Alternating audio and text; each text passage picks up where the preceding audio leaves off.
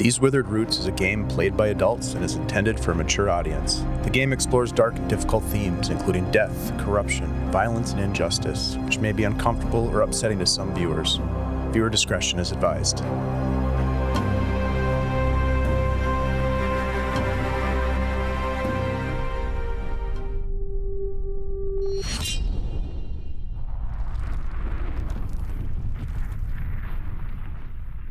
My friends, welcome back to the story. We find ourselves in an interesting situation where we have split the party in two. And as such, we have Florence and Huon heading off with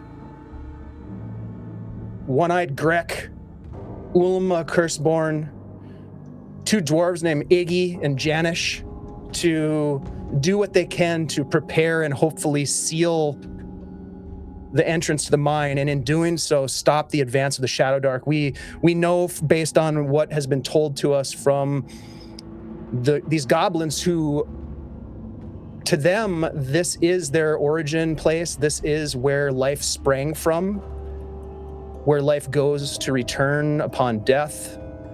That there are places of power within the depths of the mountain where druids once held rights in stewardship of this place. These, of course, have been desecrated by Glavoun and those before them, and before them, and before them, and before them, all throughout the Second Age, the desecration of the wildness of Nyssathra, the taming of a once verdant realm under the guise of law. Those places, they believe and have told you, are where the Shadowdark may be emanating from. But for now, in order to save the town, in order to stop its advance, they intend to seal the mine, perhaps coming back at a later time when they've gathered a bigger force to deal with what lays hidden in the depths of this mountain. So we've split up, with Florence and Huon going to set this plan in motion outside at the entrance to this mine. We have Shevren and Ziva delving into the depths of this mine, where scouts have reportedly, they believe that they have perhaps found the location of the missing miners, including perhaps Zavros, Ziva's brother. So we'll start with our spelunking team. As you follow Dalric and Varka, two additional goblins that you learn their names are Zerx and Plunk, down these corridors lit by torchlight, eventually emerging onto a scree slope, scrambling across a precipitous ledge, and finding yourselves at a narrow cleft that splits the rock face. There's this bramble of dead brush and fallen stone, and you can feel the cold air that seeps from the darkness below. You can smell the scent of damp earth and iron. The opening itself is barely wide enough to squeeze through, but Dalric gestures towards the entrance and he says, "We've got an hour." He takes this small pendant on a leather strap and he hands it to you, Shevren. And you see that it is a small hourglass. Two other dwarves come up behind you and he says, "In an hour's time, they will seal this entrance. We have 1 hour to do this. Then this must be sealed whether we are back or not." Fine. Is everyone ready? Yes. Is it on a like a thong or something? Yeah, you can like hang it around your neck. All right. Then I will hold it up so everyone can see and flip it. Put it over my neck. And I assume our light source is the lantern, Ziva? Do you want to fire up a lantern? I mean, yeah, assuming they didn't give us one. Sorry, Dalric does have a torch, but you could certainly have more than one light source if you'd like. I'm fond of that idea, unless you need your hands free. No, I think it should be fine. All right. This is more search and rescue rather than... But that means if we get into combat, you're going to have to jump in first. That's why I'm here. But if you'll shine the light ahead, I will squeeze through first.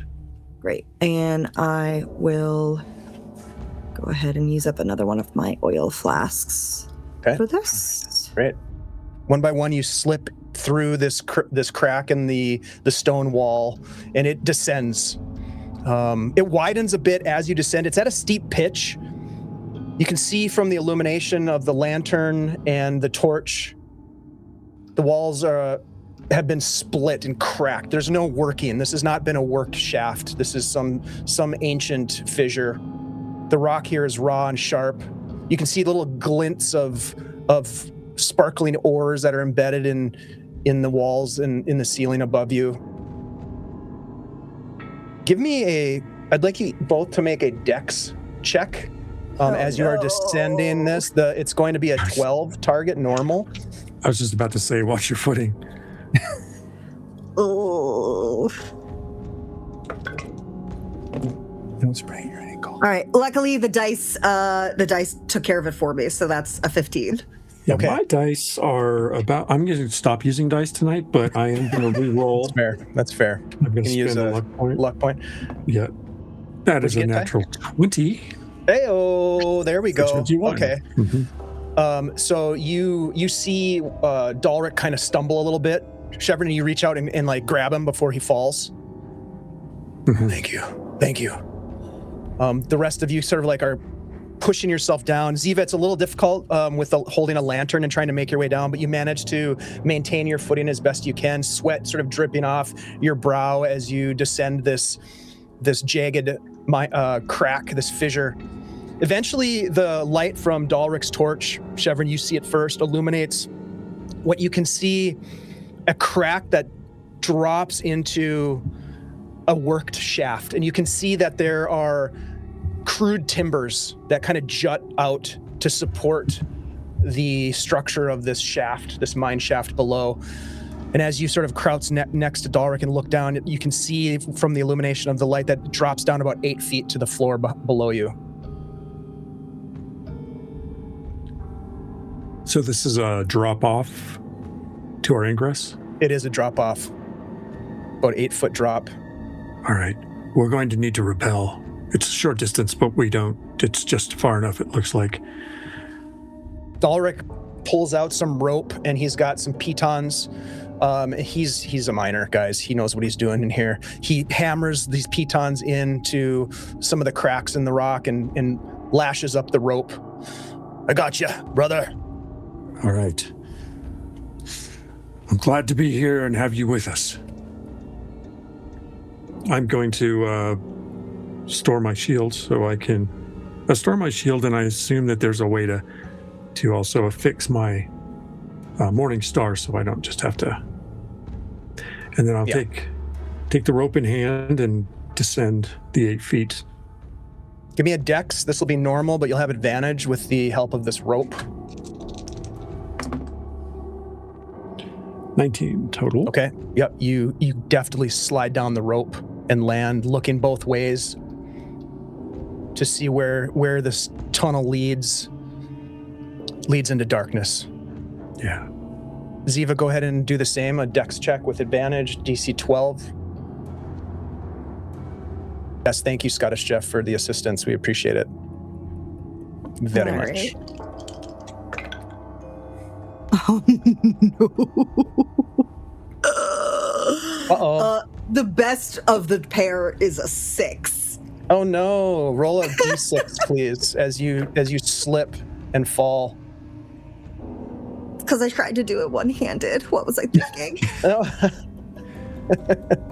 I'll brace to try to help.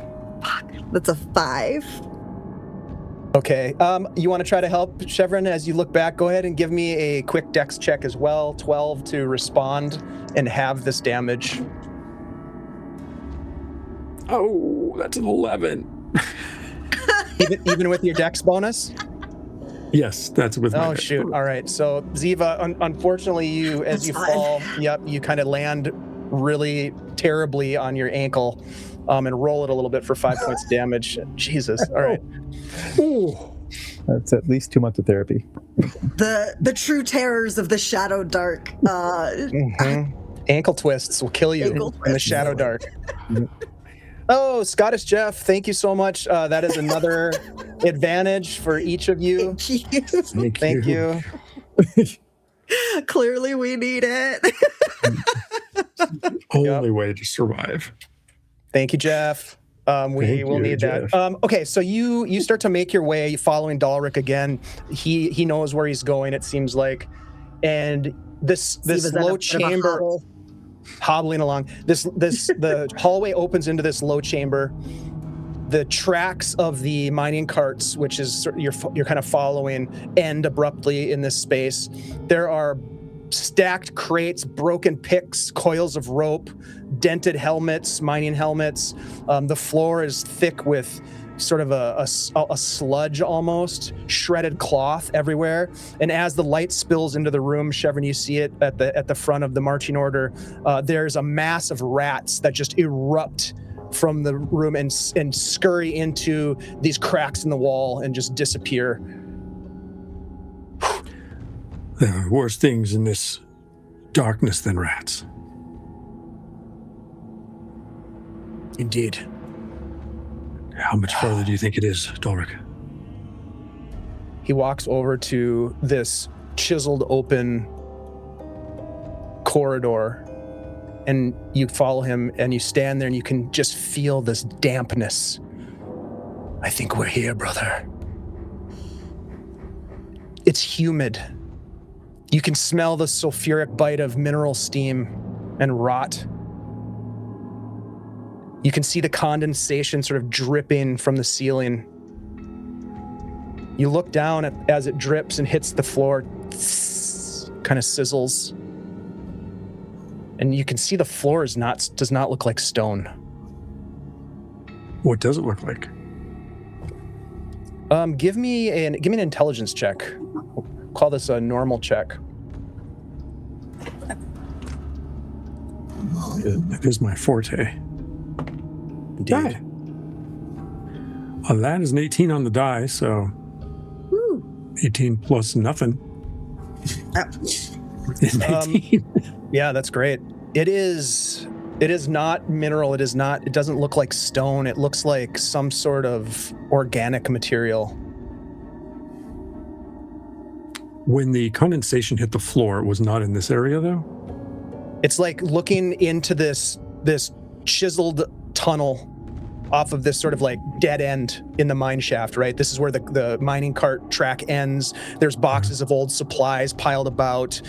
There were rats scurrying about, but there's like this chiseled and broken open shaft that continues on, and it's hot and humid, and there's condensation and water dripping, and there's this like weird sort of like coating on the floor and the walls. Dalric, shine your light towards that condensation. It seems like it may be something other than what it appears to be. Can you identify it? He holds the torch forward. Ziva, you look as well, as this seems very strange. I don't know what to make of it. This is nothing I've seen before. Could it be... But we believe this is where they were taken, somewhere beyond.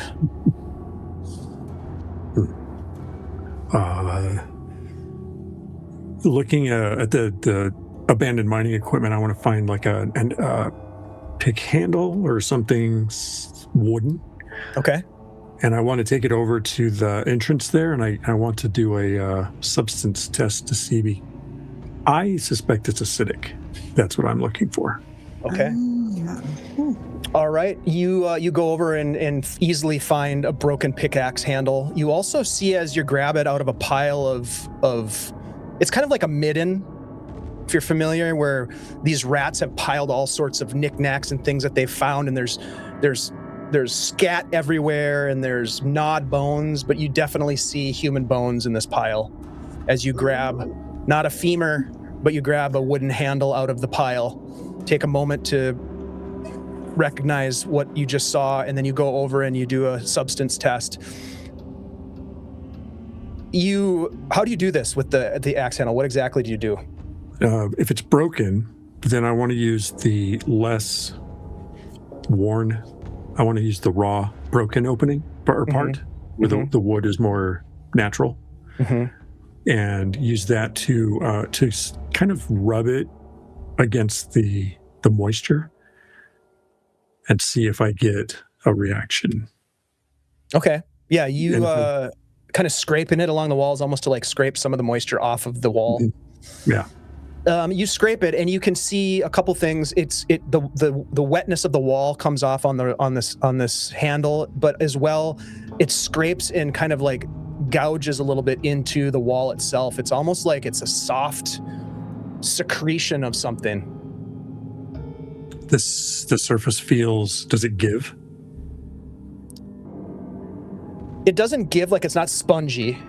Okay. Like you can't like poke it, but as you scrape it, it kind of comes off. Some of it comes off on the stick itself, but it doesn't seem acidic. The stick isn't like deteriorating or anything like that, but you can feel the heat from it. It's warm. I bring the sample, if you will, back into the light where we can see and examine it. Is there anything more visually? Not really. Okay. It's like a black sort of crust. The give though is it's a give of like something coming off, like scraping off the surface. Yeah. It's like if you took a stick and like scraped it on the wall here, you'd scrape off some of the paint. You know, like some chips of paint would come off, and some dust, and some, you'd grind a little bit of it with just the abrasion of the prodding. Right. I want to check the floor as well, because that seems like it could be even different. Same. It's the same coating. Like it's just, it's almost like there's something organic that is secreted upon the walls of the shaft. Don't like this at all. But I don't know what to make of it. It looks like an organic secretion of some kind. Yes, but what made it? Right. Sometimes it's best not to know. But that could be what took them. We have to... It's likely. Either way, we have to keep going. How big is the opening? Big enough to walk through. Just upright? Okay. All right. We'll continue on, but mark the bottoms of your shoes and your boots. See to it that they don't react. Indeed. Dalric takes the first few steps and stops, shines the light on the bottom of his boots. Doesn't seem like anything's reacting at this point. But it's hot. Like depending on like what you're wearing right now, you start to feel the heat, a little bit sweat, perspiration starts to gather on your brow as you make your way deeper into this space. Dalric, is there volcanic activity in this section of the mine? No, I don't think so. Just doesn't look like any sort of volcanic tubes that I've seen.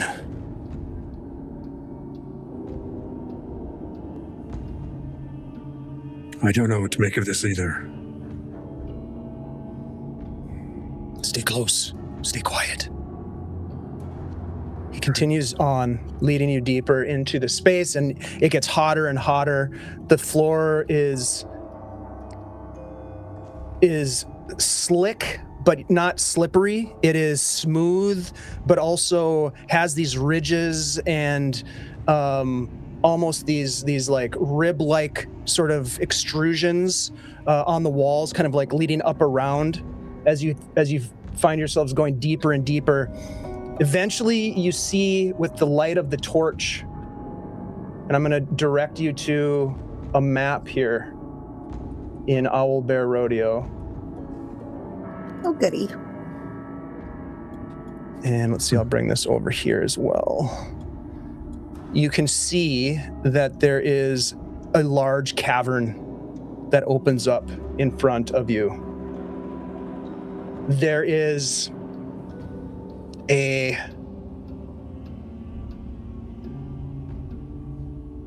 this weird extrusion on the walls all around you, on the floor itself, and it smells like death inside this space.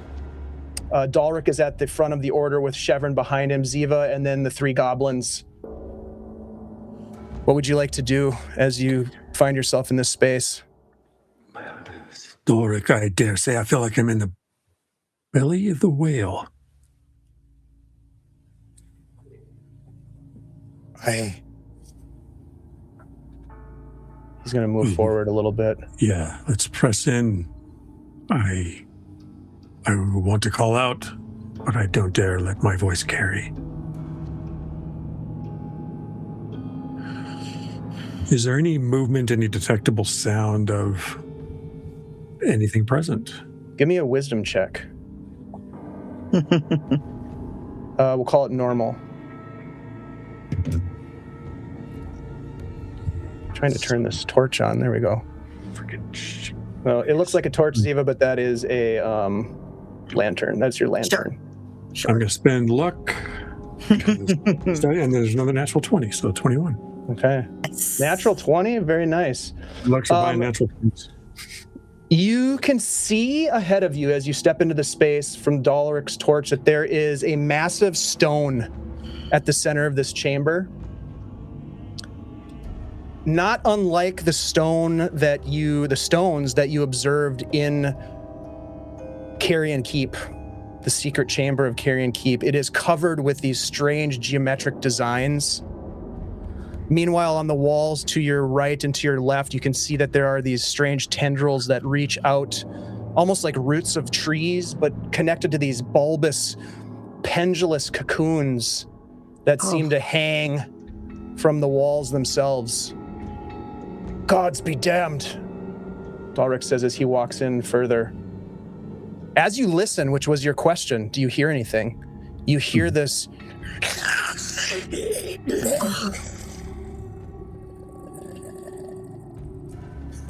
I hold my hand up for silence.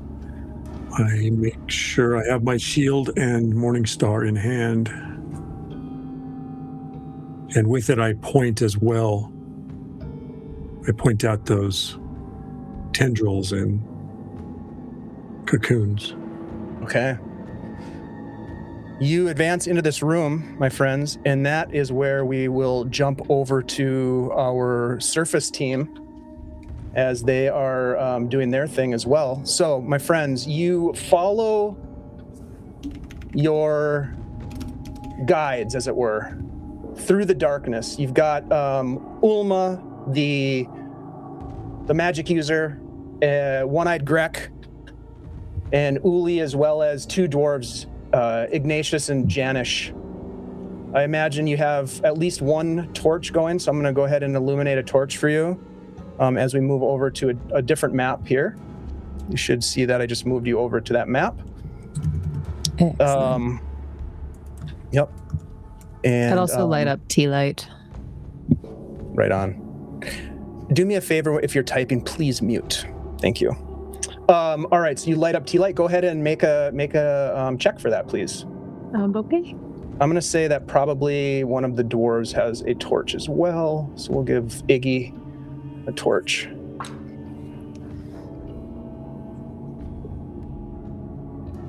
That's an 11. That's all you needed. Okay, so you are giving off some light. I imagine tea light is going to stay with you at this point, so Yeah. I'm just going to add light to you. Okay. You are following this old aqueduct, this old stone aqueduct that leads north. And you see up ahead, Florence, as you're making your way up, Iggy kind of side by side with you, the rest of these individuals coming, that there is a large pool of water an impoundment of water ahead of you, and it smells like death. And as you get close, you can see it's green. There's just a sheen of green scum on the top of it. Good gods. Iggy steps forward, and you can see that there are bodies floating. They look to be the bodies of some of the miners, some of the workers here. There's this pool. There's a trickle of water coming in here. Is Iggy the one in charge of this? No, the one that's going to be in charge is probably you guys, really. But yeah, I guess perhaps if you needed like a main sort of contact here, I guess Iggy would be the one. Yeah, let's do that. Let's not fuck with the dead in the water, right? Let's get what we need, get to the cave entrance. We need to get some explosives, yeah? Indeed. The dead here do have a habit of waking up, so we should... Let's be real fucking quiet then, right? The entrance in the supply building is to the northwest. There are creatures everywhere here. Yes, no shit. Of what sort? I don't know. They float upon the air. They are like sentries. Always watching, always looking. Bugs? Yeah. Like the sting bats from before? There are bugs too, but these are different. They float. Shadowdark creatures. There's nothing like it in the world that I've seen before. It can only be. Then there is that massive faceless demon. Yeah. Well, the good thing about this Shadowdark is that they can't see our light, right? It's my experience so far, right? I don't know, sir. They can't what? I can't see our light. Remember, we couldn't see the light when we were far away from it. These creatures are not like anything from this world, sir. That's true. Yeah. The furnaces are to the west. We could take cover there. Let's go. Let's go then. All right. Huon and Florence, let's get some sneaking rolls right now. So go ahead and give me some dex rolls. And Huon, you will make this with advantage because this is what you do. Right. Ooh, I might use a luck point. That was a 6 on the die. Okay. Yep. This is a 12. 12 is your target here. Okay. 19. Okay. 14 total. Okay. All right. So you begin to make your way west towards these massive furnaces. You can see piles of wood stacked up, left in place as if people just walked off the job. You hear something at this point.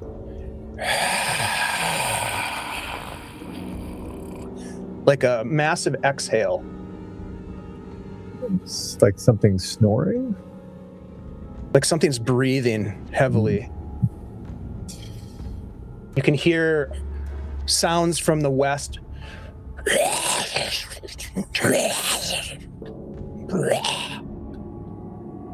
Sounds a lot like the ghouls that you had fought before. Fuck, I hate those guys. And then there's a different sound.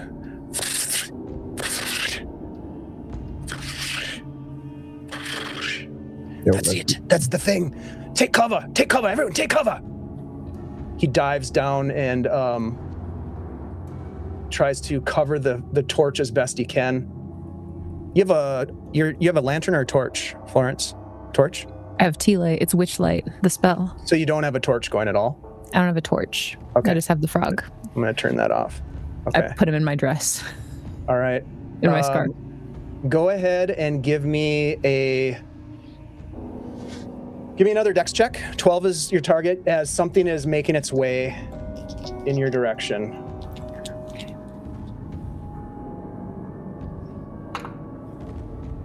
It's a 15 for me. Okay. That's a 12 total for me. Okay, 12 is what you needed. You watch as something floats into the light.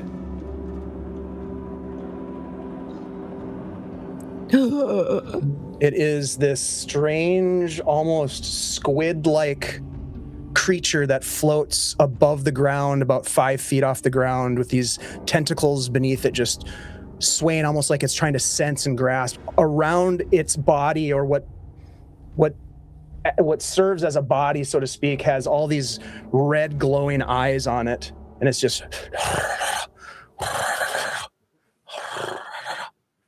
you watch as another one comes. It's almost as if they're attracted to something.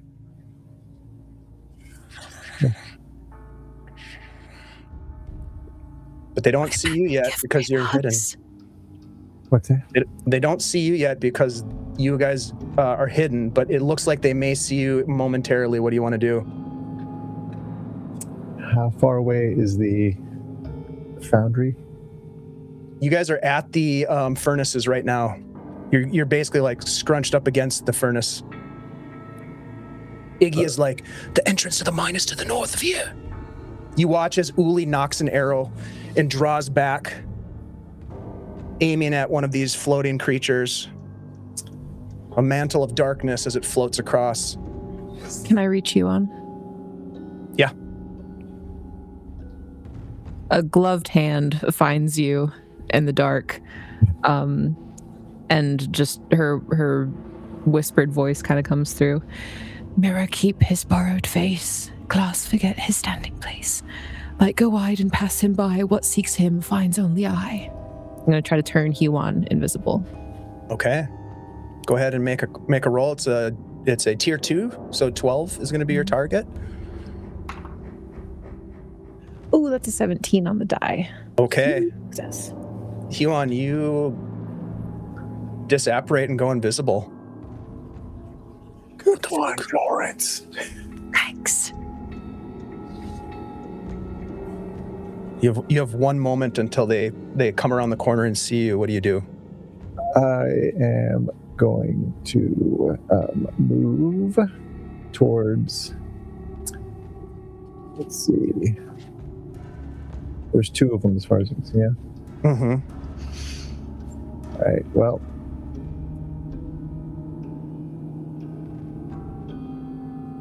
I'll move to the edge there. Okay. Is my is Beulah 10 foot or 20? 15 foot? You'll have to remind me. I would like you to make a. While you are invisible, you are not silent. Sure. So Yeah. I will need you to make a sneaking roll. This is going to be. Let me just look at this for a minute. This will be a DC 12. All right, 18, 21 total. Okay. Yep. This thing has not reacted to you, but you can see it's moving towards where your companions are hiding. Yep. Let's see. Yeah. So from there, I'm gonna attack with Beulah. Okay. All right. So I'll give you guys an attack without. This is like a sneak attack basically. So go ahead, Huon. Yep. The 2 goblins are going to loose arrows as well, and I'll have Shevren. Why don't you roll a d20 for one of the goblins, and Ziva, why don't you roll a d20 for one of the goblins as well, please? Did you mean Huon just now? No, I'm gonna have No. Shevren and Okay. Got it. Ziva get involved as well. We're gonna play your NPCs. Sweet. That's right. All right. Well, 7. A 7. All right. Yeah. So Uli's shot goes wide. And what did you get? What did you roll, Shevren? 12. A 12. A 12 does also misses.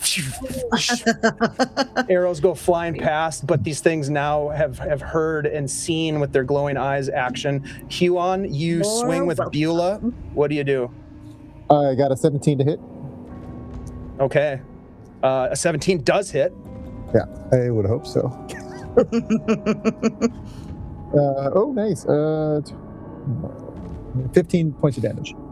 15 points of damage. Damn. Yeah. Damn. Describe how you take this thing out of the air and kill it with Beulah. Hell yeah. Basically, just do a spin, and the pointy part. Beulah has 2 points. One is the claw, and the other one is the tooth. Tooth is the pointed part. The claw is the curved part. And the tooth goes flying and just impales it in one of the red eyes. It kind of sticks inside the red eye, and then you kind of pull on the chain, and it kind of drops to the ground. And the other one notices that immediately, notices the arrow flying, and you watch as another one of these things comes in as the other one goes down, but doesn't see where you are at this moment. Florence, I'll give you an opportunity. Well, you cast the spell. Didn't you? You cast the spell. On Huon, so let's go ahead. Let's go ahead and roll initiative, please. Woo! Would you like Shevren and I to roll initiative for our goblins? We'll just have them go with whoever is the lowest of the two PCs, I think. Just All keep right. it simple. Yeah. And then go ahead and add it into the tracker for me. Let me get a roll for. Oh god. Okay, that's not bad. Okay. All right, so let's see. I have a 15. It looks like Huon at the top of the order, an 18. As these things come in, what would you like to do? I look at myself. Am I still invisible? Florence will need to make a focus check each round. Okay. Cool. The spell ends if the target attacks or casts a spell. Okay, Oh, does it? Oh, so you are no longer invisible. Thank That's you. fine. Can I hide from this thing? Or am I considered... I don't think you're going to be able to hide. It's going to be really tough to hide. Pretty Almost good at it? impossible. Okay. Yeah, there's really nowhere to go. There's nowhere to hide here. Like, I don't know Sure. where you would hide. Yeah. Sure. So I'd say no. All right. Here are my notes. Here we go. Then I will just attack this thing. Steps.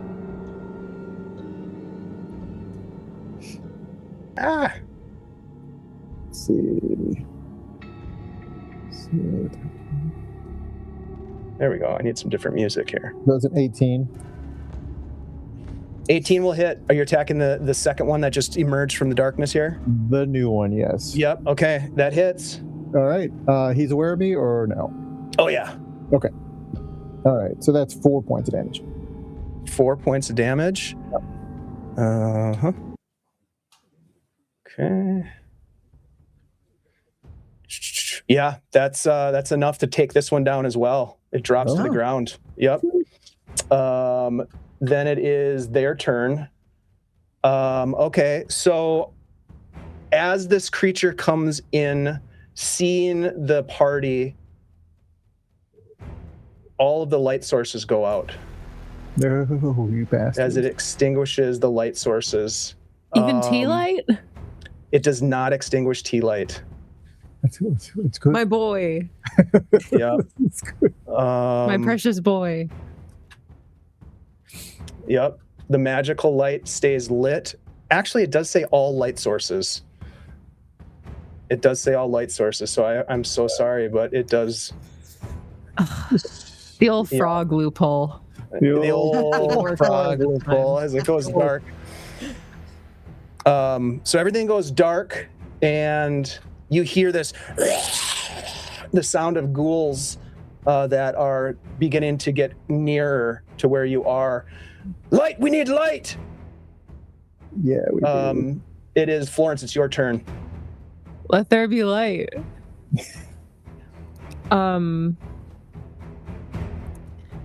Rather than it being tea light, I think she just throws her hand out and casts like a globule of light, like a floating bubble in the air. Okay. Woo! Sorry. Getting That's wild. a natural one. I'm gonna use a luck point. Oh no! Yeah, you don't want a natural one. That's real bad. That's a natural 20. Oh, that's even The better. duality of man. All right, so you are going to cast it in the air, floating above you, and so we'll use this torch as that. Okay, as the lights come back, as this light comes back on, you can see that there are some undead creatures that are moving in to attack. That is Florence's turn. Huon back at the top of the order. You find yourself surrounded by darkness. All right. You hear a voice calling to you.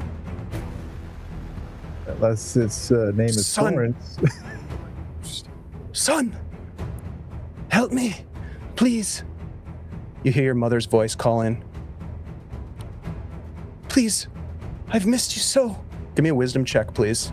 Normal is the DC.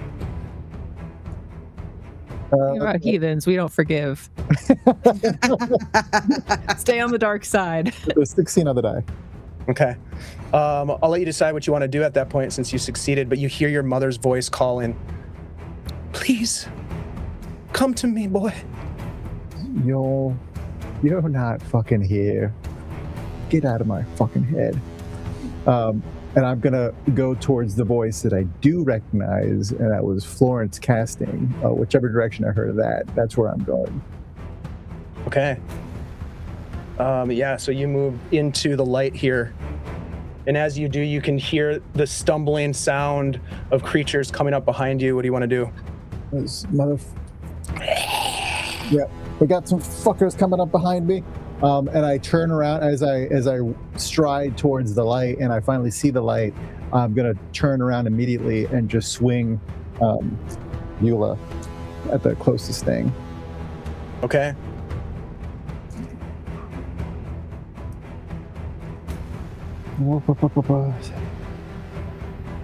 Does a 12 hit? 12 hits? Sweet.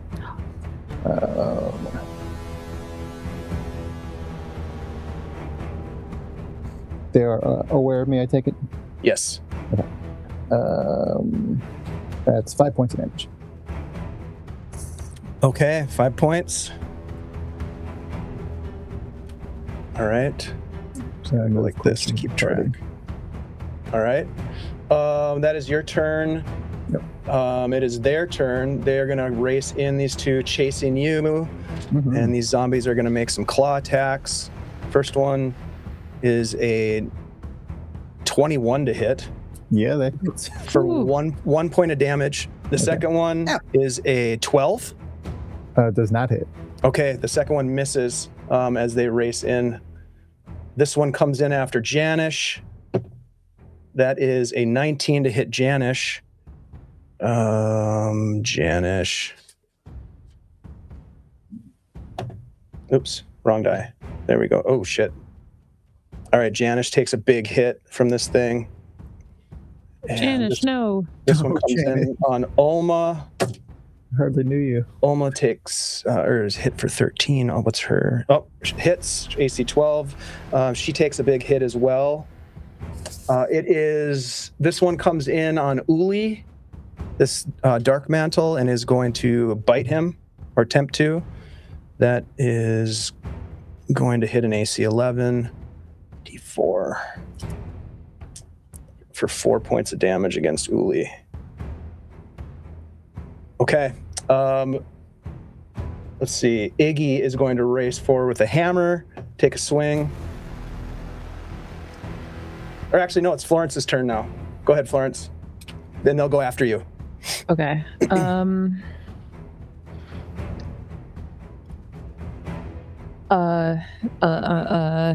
Okay.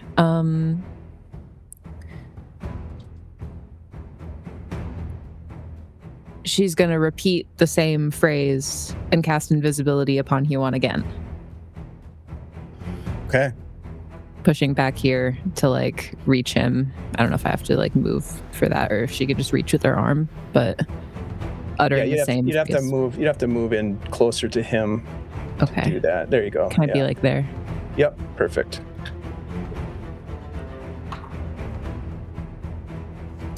I'll use my final luck point. That was a 2. Oh, be good to me. Come on. That's a natural 20. Holy shit. Nice. A lot of my natural God. 20s. This is great. All right. That means So it stays, right? Huon's You have to invisible. go back. That's Huon goes invisible with a nat 20. Sweet. You will. With a nat 20, I would say that it's so powerful that you'll get an attack without going visible. Yes. The first attack is free. Let's All go. right, so let's do this. Ulma is going to make an attack. I would like Shevren to roll this d20 for me. Shevren, if you don't mind, roll a d20. Oh no. No, don't say that. Did you get a nat 20? That is a 1. Oh no. Okay. So I'm gonna say in this case, the thing is gonna get a chance to attack her as she tries to sweep it with a staff. It also rolls a natural 1, so it's a battle of natural ones. Keeps That was she going. Ulma. Grek, did that on purpose. Ziva, go ahead and give me an attack for Grek, a d20, please, as he swings with his club.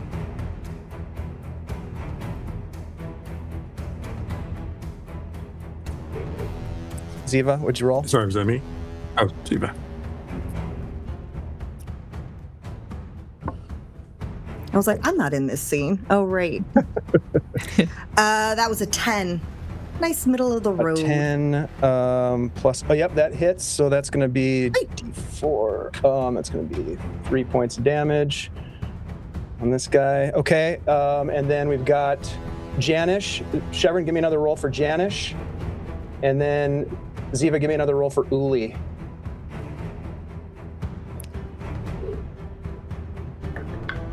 That's 2.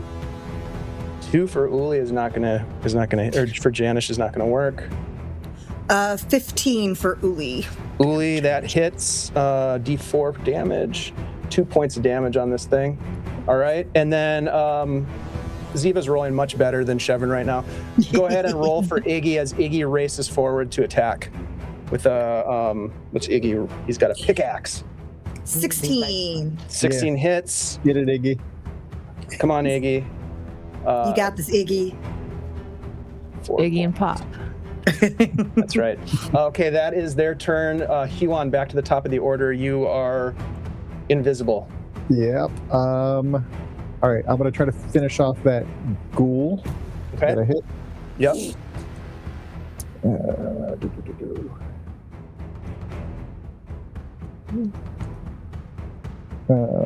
That's a 21. I think it hits. It hits. Yep. And 12 points of damage. 12 points of damage. Yeah, that thing is dead. Hell yeah. Nice job. All right. You want to stay put where you are? I think so. Yep. Mm-hmm. Okay. All right. Let's go then to their turn. All right. So this guy's going to attack Iggy because they can't see you. So that is going to be an 11. Iggy's going to take a hit. Iggy's going to take 4 points of damage. What does that do for Iggy? Okay, not too bad. All right. Then this guy's dead. This fella down here is going to attack Janish. That's going to hit Janish. Come on, Janish. Come Not on, Janish. I know. Come on, Janish. Shit. I think you're Janish, fully Jan, Janish. not just Janish. No. No, Janish! Attack. Ulma is going to hit Ulma for... Okay, Ulma's hanging on. Well, get off our shaman. Yep, and then and then this Dark Mantle is going to go after Uli and hit Uli for 4 points of damage. Uli goes down. No, Jesus. All right. Top of the order, Huon, if you attack this time... Or no, sorry, that's not top of the order. It's Florence's turn. Of course. Yeah. Florence, what do you want to do? Without thinking, she's taking her dagger from her boot and going straight for the zombie that's on Ulma. Okay. Give me an attack roll, please. Ooh, do I use... This is Strength a or dagger, so dexterity? you can use strength or dex. It's a finesse weapon. Oh, that's only 9. That hits. Oh, Yeah. Yeah, Sweet. these guys are not hard to hit. Tell that to 2 points of damage. 2 points of damage. Okay. Tell that. Shit. All right, you come racing in and attack this thing. It kind of turns towards you. You can see Ulma sort of recoiling from the hit. It Can I is get her there- behind me at all? She, not really. She's pretty. Okay. She's like right up in this thing as you kind of come in and take its attention away. So it is their turn. So let's do this. Let's get an attack roll for Ulma from Ziva, please. She's gonna make an attack on this thing. I got too excited and threw my die off my desk. No, Oh, that's only a 6. a 6 luck is not ran gonna out. make it, and she kind of stumbles backwards as she takes a swing and misses. Then we're gonna go to One-Eyed Grek. Shevren, give me an attack roll for One-Eyed Grek. All right, I changed my dice. Come Okay. on, Greg. That's a whopping 6, which I think is pretty much everything I've rolled so far added together. Yeah, that's Ouch. terrible. He misses. Baby steps, Let's baby get. steps. Yep. Let's do a roll for Iggy. Shevren, come on. Let's get Iggy on the board here. No. I mean, it's a 3. It's not a 1. Oh my God. Getting all your bad rolls out of the way Swing now. and a Yeah, miss. I'm just F rolls. That's all I. Just massacring our NPCs. All right, Huon, it is at top of the order. If you attack this round, you will be visible. Go ahead. I'm gonna attack. Hell yeah, you are. I'm gonna. I don't like the guy that just took out Janish. I didn't even get to know Janish. You don't like him. I don't like that guy. I'm gonna take him out. Well, specifically because I like One-Eyed Grek. Yeah. You're gonna kind of move down this way. yeah, sure. Yeah. Oh, I guess you don't have to move. You've got the reach. Yeah. What's up, Fosco?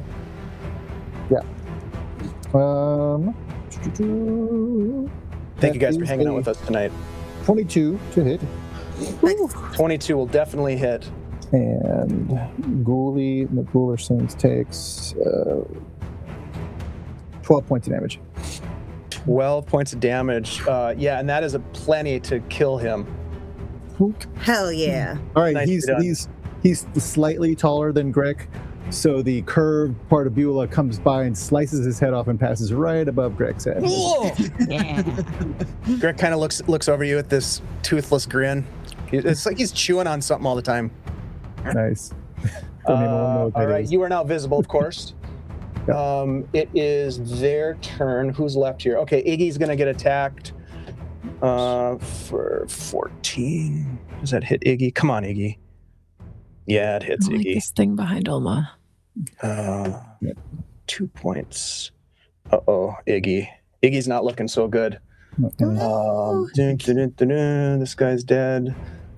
This thing is now attacking, or trying to attack you, Florence. Ooh, that is going to be a 21 to hit as it tries to slam you to the ground for 5 points of damage. Holy shit. And then this thing sweeps down towards Ulma from behind silently and is going to make a bite attack. And that's going to hit with a 19, dirty 20, I should say. Oof. Uh-oh. Oh, Ulma goes down. No! My girl! Yeah, Ulma goes down. Okay, your allies are dwindling. Florence, it's your turn.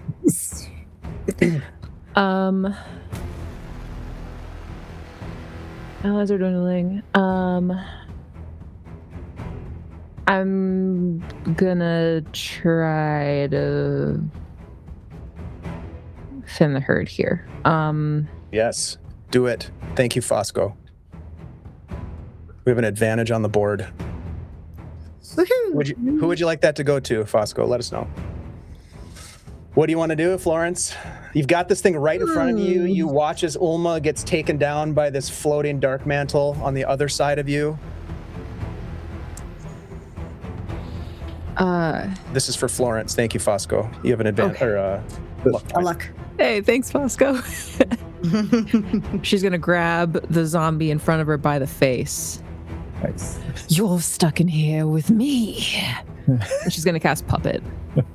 Okay.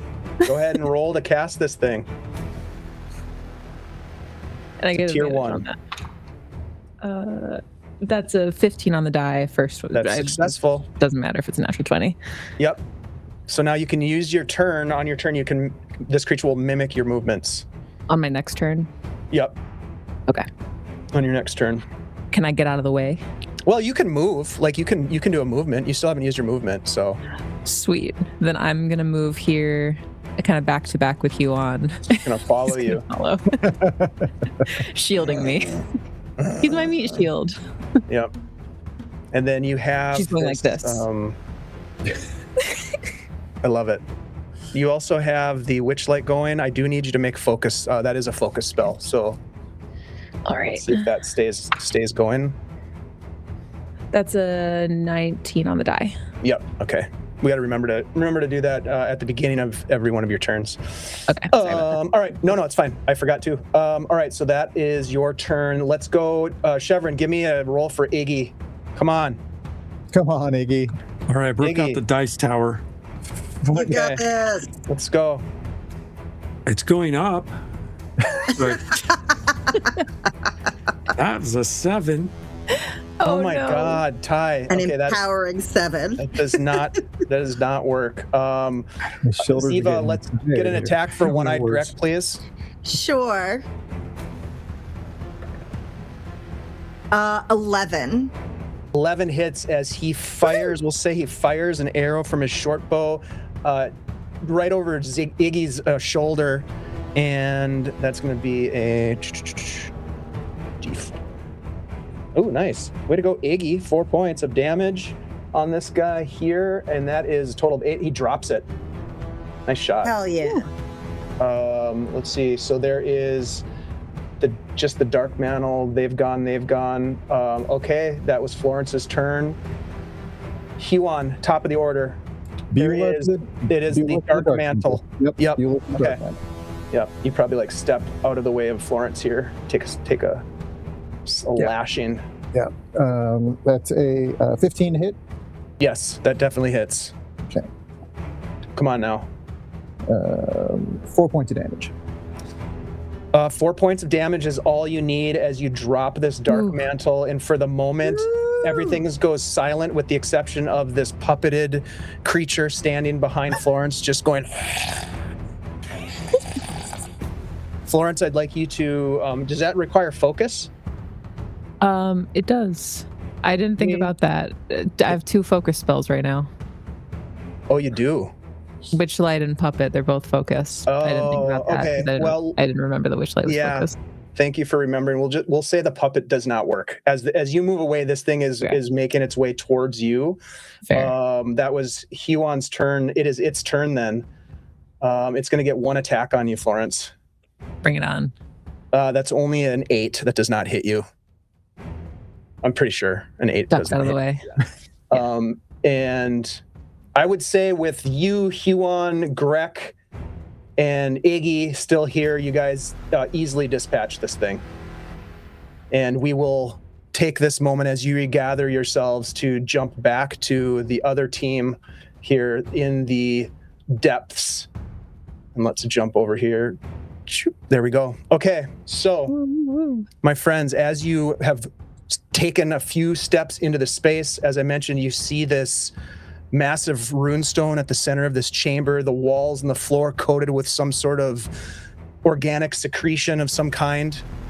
Doesn't look like stone in many places, not all places. There are tendrils that are sort of extending out of these strange pendulous cocoons. There's one here that you can see with the light. Ziva's lantern giving off a considerable amount of light. There's another one here. And I would say that as you sort of take note of those cocoons, you can see that there is movement inside of them, like a shuddering almost. And I should also say it's hot in here. There's a radiation of heat coming from the center of this room. And you hear this. What I would like you to do, Shevren and Ziva, is roll initiative. I don't dare. as you see this creature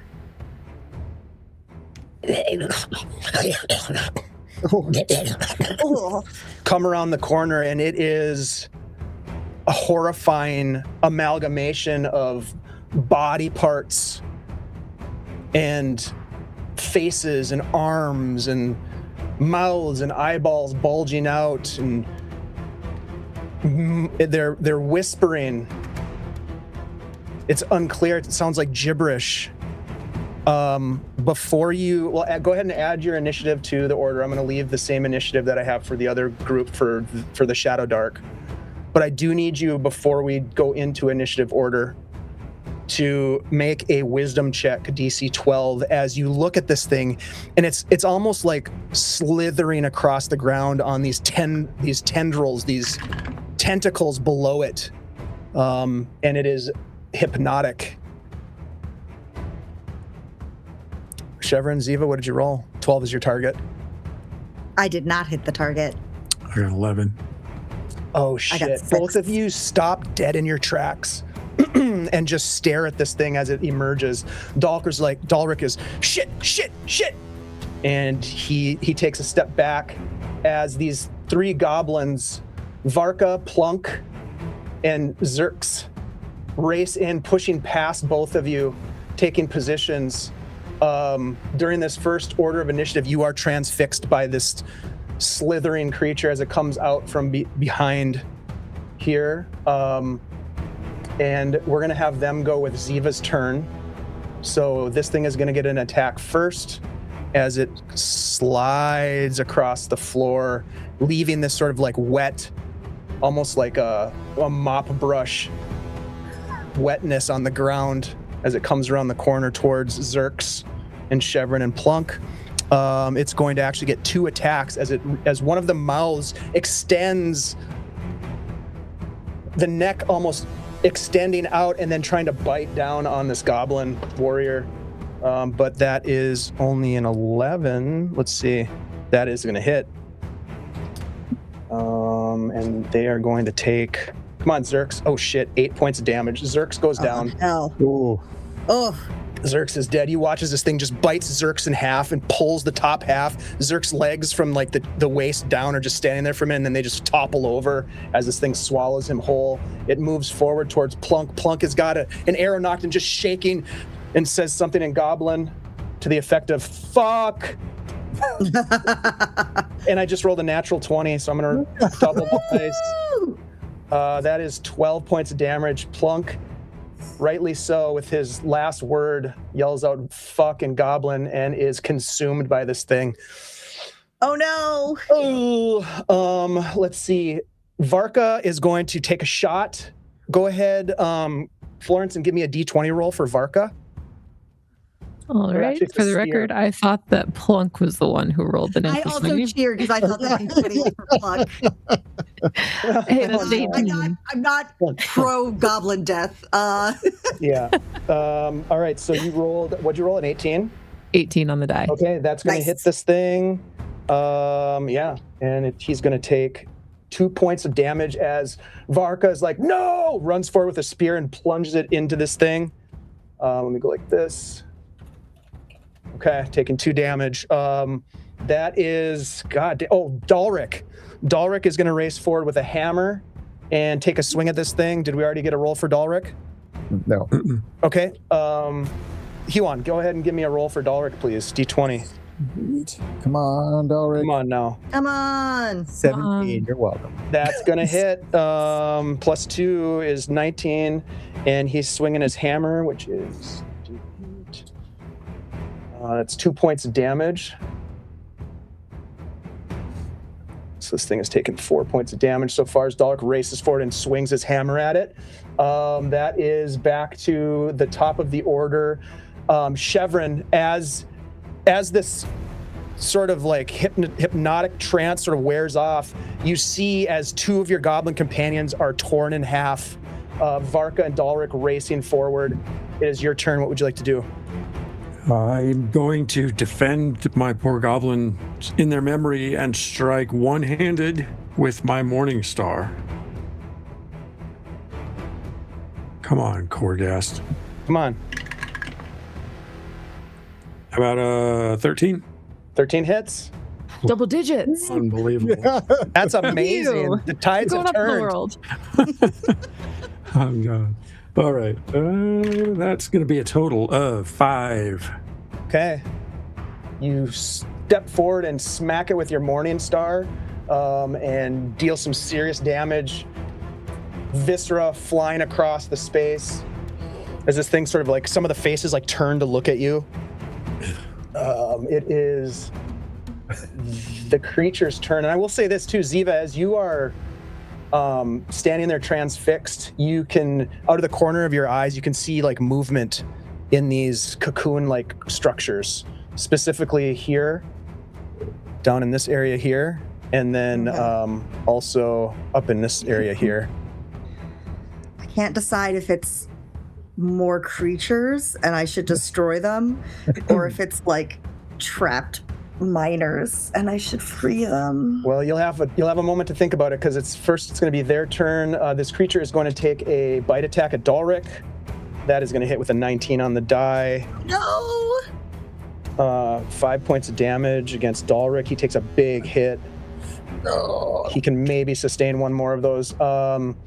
It's then going to it's going to go after Varka, and that's going to hit Varka as well. Jesus. Varka? Come on, Varka. Varka takes a big hit. That is its turn.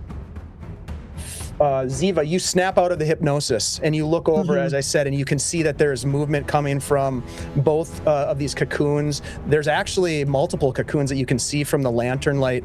There's one here, here, here, and here. And then there's this massive rune stone in the middle of the space. What do you want to do? It's your turn.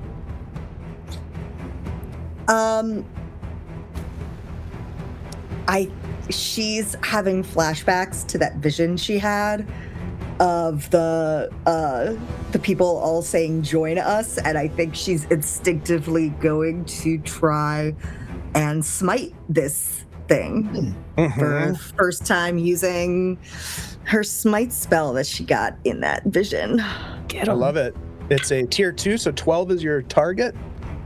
And we are going to use a luck point to try to achieve that. Oh no. All right. Don't let me down. You let me down! That's only a 10. Oh no. So much for smite! Yeah, god damn it, Ziva.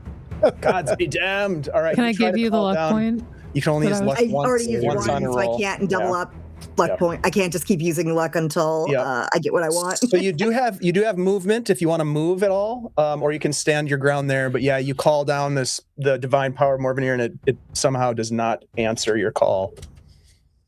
It's hard to get signal down here. Yeah, right? Damn it, Morvenir. You were going to get a convert. You want to move at all? Yeah, I gotta know. I think I'm gonna move closer to one of those cocoons because I just have to go check and see what's inside. Okay.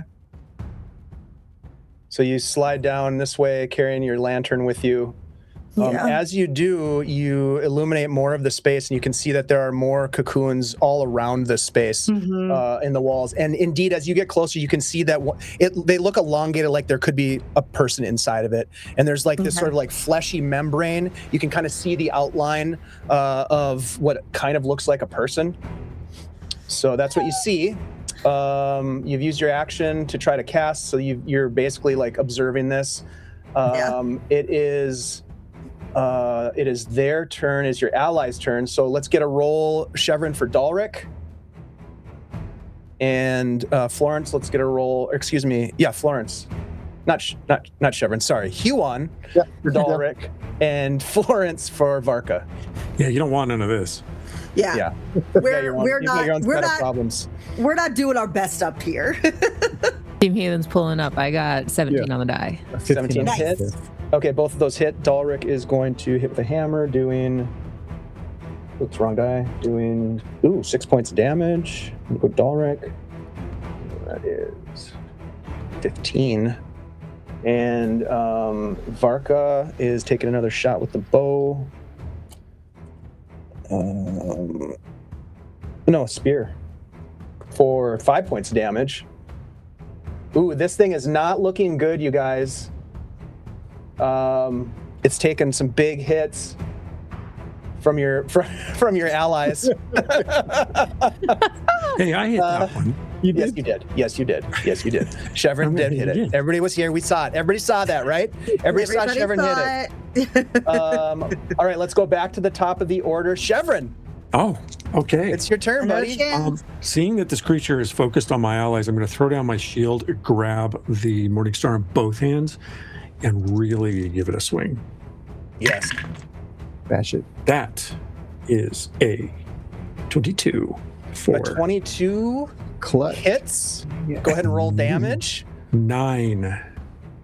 Describe for me, Shevren, how you destroy this massive abomination. I throw the shield down dramatically, clutching the Morningstar in both hands, and my signature swing is coming down low and swinging up, and I think I catch one of those heads or faces or whatever they are that's on there. Okay. And it snags on the spikes and rips off as I pull through and do a follow through cave in of another one of those heads as I just swing through. Okay. All right. As you do that, you may notice if you're watching the stream that there is a 4-segment progress tracker. You now have one of the 4 spaces on that filled. All right, so quickly as you watch this thing fall to the ground in a mass, we'll come out of initiative order for Team Subterranean. What do you guys want to do? I think Ziva takes one of the arrows that she has with her and just like using the arrowhead as sort of like an improvised dagger, she's going to try to cut open this cocoon. Okay. Yeah. You take the dagger and you bury it inside this membrane and start to cut down, and it's sticky and wet, and you start to peel it back. Give me a D6 roll. 6. Is that good or bad? As you cut open, there is what appears to be a body of someone in here. You're like gasp for a minute as you see this face with the eyes sort of like dark and hollow, as if the eyeballs are gone, and you look at it and gasp for a minute. It's not your brother. But as you look at it from the eye, this slug-like creature comes out of its eye and is going to make an attack at you. Is going to try to bite you. Oh, natural 20! Oh no! Oh no! This is bad. It's a bad time. All right. You take your eyes off of Ziva for 1 second because you're busy fighting a slithering parts golem, and it bites into your face. oh You take 3 points of damage. All right. And I need you to make a Constitution check, please. 12 is what you need on a con check. Why would you do this? That's terrible. I get exactly 12, which is impressive considering my con modifier is negative. This thing is latched onto your face. You stumble backwards. You drop the lantern. Give me a D6 roll. 1 through 3 is bad. 4, 5, 6 is worse. 4. No. The lantern falls and shatters as this thing bites your face. That's worse. My lantern. Yep. Luckily, you are still within the light of the torch that Dalric was wielding, which is great. That's the good news. The bad news is you've got this slug-like creature attached to your face. One thing. She's gonna cry out. Shevren, what do you do? Well, I was going to head that direction, so seeing Ziva cry out and fall back, I will kneel down immediately to see what's going on and try to administer help. Yeah, the biggest red flag here is that she's got a massive slug attached to her face. And seeing that, I try to just reflexively yoink it off. Yeah, give me a strength check. DC is 9. This is going to be easy for you. Well, relatively. We'll see what the dice have to say about that. Dice say 12.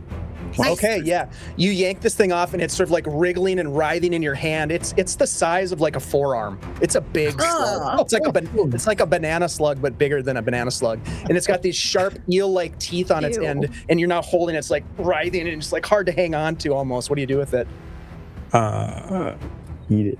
I'm gonna slam it against the closest hard surface. Okay. All right. We'll come back to that, and you can try to bash it and kill it. Dalric is like, we must save them, and he's gonna race over. Well, no, he doesn't race over. He's got the only light in town right now. He's the only light in town. Varka is going to reach down and fire up a torch. Oops. We don't need 2 Varkas. We need 2 torches. There we go. Varka's got a torch lit. Comes over to where you guys are. Dalric goes over here and sets the torch down on the ground and buries a dagger. Starts to rake through it. Shevren, give me a D6 roll, please. Don't be like me. 3. 3, you say? Yes. Oh no! So he cuts it open, and there's somebody in there, and it's like it starts, and it starts coming out of it, and it is one of these ghouls, and it is going to attack Dalric and hit Dalric, and give me a DD20 roll, please, Shevren, for Dalric. He needs a 12 or he's paralyzed. Oh boy. Fuck. I'm just gonna see if I can let everybody down. I can. Okay. Give me a D4 for the number of rounds that he's paralyzed for. Well, we know what I'm gonna roll with a D4. Actually, that is a 1. Yeah. Okay, there we go. Okay, so he's only paralyzed for 1 round. Just long enough for this thing to completely devour him. Yeah. Yep. Varka is going to race over to this one, and he's going to cut it open. And as he cuts it open, I need a D6 roll, please. Let's go to Florence for this one. Oh, okay. Please save us. Yeah, you feel guilty about something for a change. I don't know what numbers are good. That's a 2. Oh no! No, don't say that. They're all bad. As he None of buries these the are dagger, good. they're not I'm great. starting to think that the Shadowdark He cuts through this membrane, and the body of this catatonic miner sloughs out, falls to the ground. He sets the torch down on the ground and catches the guy. And the miner's like, "Oh, help me! Help me!" It looks like you guys have found one of the miners. Let's quickly go to Ziva. What do you want to do? There are a couple more of these things on the other side of the room. A couple more of these cocoons. Well, also Dalric is getting attacked. Dalric is also getting attacked. You're right. Thank you for the follow. Appreciate that very much.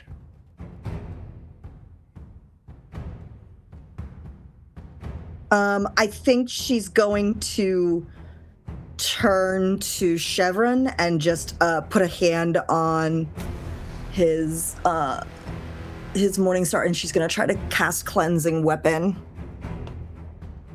Because On Shevren? Yeah, we need to do some crowd control. Okay. Let's do it. Let's roll.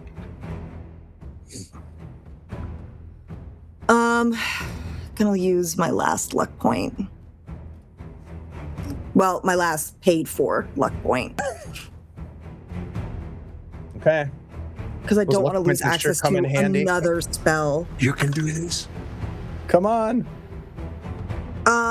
I do not do this, so I have now lost access to Cleansing Weapon as well. Oh no! Morvenir is a little bitch. Oh no! You should have prayed harder. This is one of those. The 21. I prayed real damn hard. You prayed hard. To You the prayed dark hard. side. Maybe I can Cookies.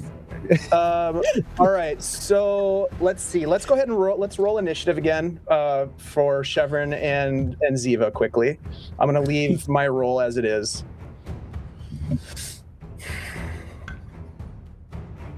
Oh, now you get higher than a 6. All right.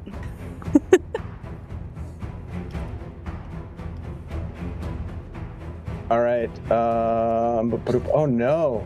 This thing attacks Dalric, who is paralyzed, so it's going to be with advantage.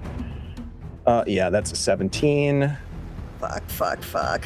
Ty, were you going to say something? Probably nothing that benefits anything. D6. Come on. Dalric is dead.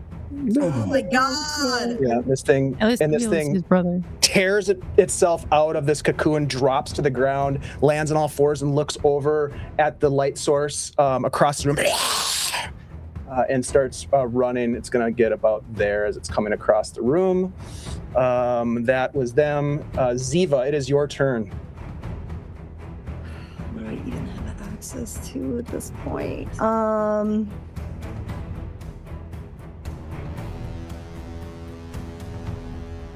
I guess we'll try Holy Weapon. Okay.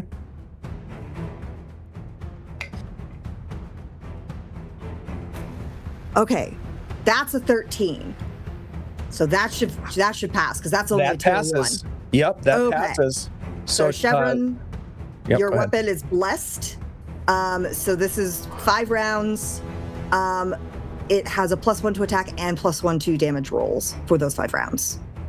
Awesome. All right, and I'll track it for you if you want. Yes, please. Yes, please. Okay, do you want to move at all, Ziva? And there are more of these cocoon things, and now you can see that there is a survivor that Varka has pulled from one of them. Yeah, I think she's gonna at least just move over there to Varka, especially since Varka has the light source. Yep, you move over at about there. You can see that that there is a human laying in his arms, covered in this sort of gross, wet slime, having fallen out of this casement. Okay, that is your turn, Ziva. It is Shevren's turn. Shevren, what do you want to do with your magically imbued weapon? I'm going to rush in the dim between the 2 light sources, seeing that thing crossing. Mm-hmm. I'm going to rush over to it and attack it. Okay. Come on. I'm going to use my mother freaking last luck point. Oh no! You guys have really gone through the luck points. I'm gonna go ahead and. It's not been a great night for. Yeah, it's been rough. I'm gonna pander to the chat here and let them know that you can grant luck points to these guys if you need to, or if you want With to. all the help, that's an 11. An 11 against this thing is a hit. Oh, I'm not believable. Ooh, that's good damage. That is a total of 10. Oh my God! Yeah, you lop off one of its arms as it reaches for you. Just completely sever the arm. A gout of green blood shooting out on the floor. This thing looks like it's ready to be. You could just push it over almost, but not quite dead. Awesome. Then it is Varka's turn, and Varka is going to. Varka says, "Take the torch, save the others," and he's going to grab this miner and sort of like help him to his feet. This man's like, "My friends, where are we? Where are we? Goblins!" And he's like startled by the goblin. And he starts kind of like pulling him this way. He looks very disoriented. That is Varka's turn. So we'll go back to, oh my God, it's their turn. Shevren, this thing's gonna take a swing at you. 19. Okay. Give me a con check. You need a 12 or more. You take 3 damage, by the way. Oh boy. 11. The luck point? I have no luck points. Can I give you one? Can I give Yes. him one? Yes. Yeah, take one. All right, thank you. Come I'll on. use it. Come on! 17, 18. Yay! Yes, you do not get paralyzed. That's huge.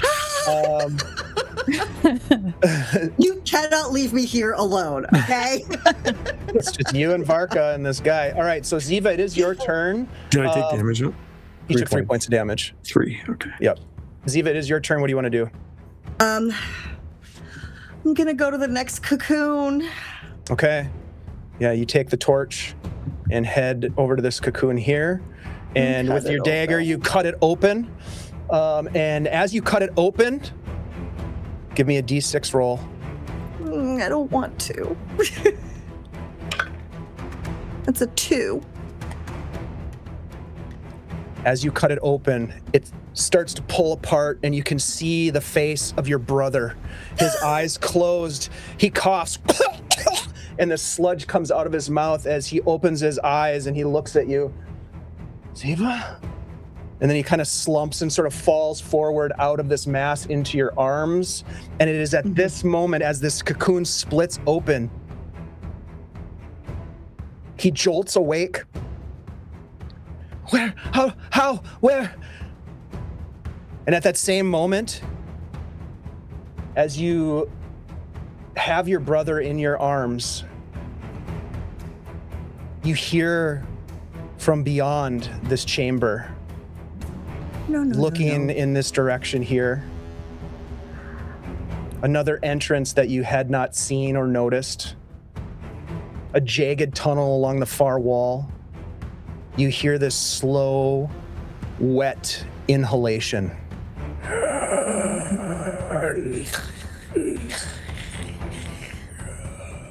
Long and trembling, followed by an exhalation that sends warm, putrid air flooding into this cavern, and it smells like death.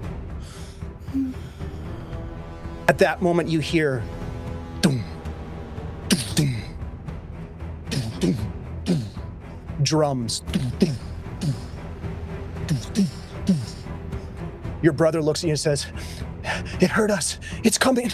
We've got to go." Agreed. And she's going to try to help him up to start getting back to the entrance to get out of here.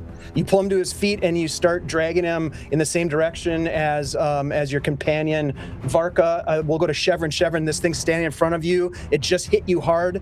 Take a swing at this thing and put it out of its misery. Let's do it. Come on. We're in a rush. There is a time. Natural 20. Natural 20. Describe how you kill this thing. Again, with my signature move coming down low and swinging up hard. I know I already really wrecked it. And when I do this, I think I just cave in its rib cage and lift it up off the ground a little bit as it goes limp on the end of on the spike ball of my morning star. Okay, and with that, you see Dalric's dead body laying against the ground. You pick up the torch, and you my see shield. The shield that leave the torch. You grab your shield. You see Ziva and Varka carrying these disoriented miners forward towards the entrance. You heard all of that, the exhalation. You can feel that warm, putrid air. This is not a place that you want to stay in. If there are other surviving miners held within some of these other cocoons, their fate ends here, as your fate lies beyond. And with that, you race up this cavern, making your way back towards the entrance. You look at the timer around your neck, and it is more than half expired as you're making your way back up to the exit. And we'll say that let's do this. Why don't both of you, Ziva and Shevren, give me a dexterity roll. No. It's going to be a 12 as your target. I'm going to also roll. And we're going to take natural the 2 20 best rolls. Natural 20 is going to be good. 7. A 7. Okay. Ziva, you want a luck point? I got a luck point for you if you want. Doesn't need it. Don't need it because it was the best of the 3 rolls that we had. And 2 out of the 3 were over 12. I rolled a 15 and Ty rolled a natural 20. That means that you make it back with the time expiring, and you see the 2 miners standing at the entrance to this jagged crevasse, and you make your way up, and they're like, they're asking, Dalric, the others, Varka comes through. You see they've got 2 of the miners. Ziva, you're helping your brother as best you can. You make your way out. And with that, we will move back to the other team here. My friends, let me jump you back in here.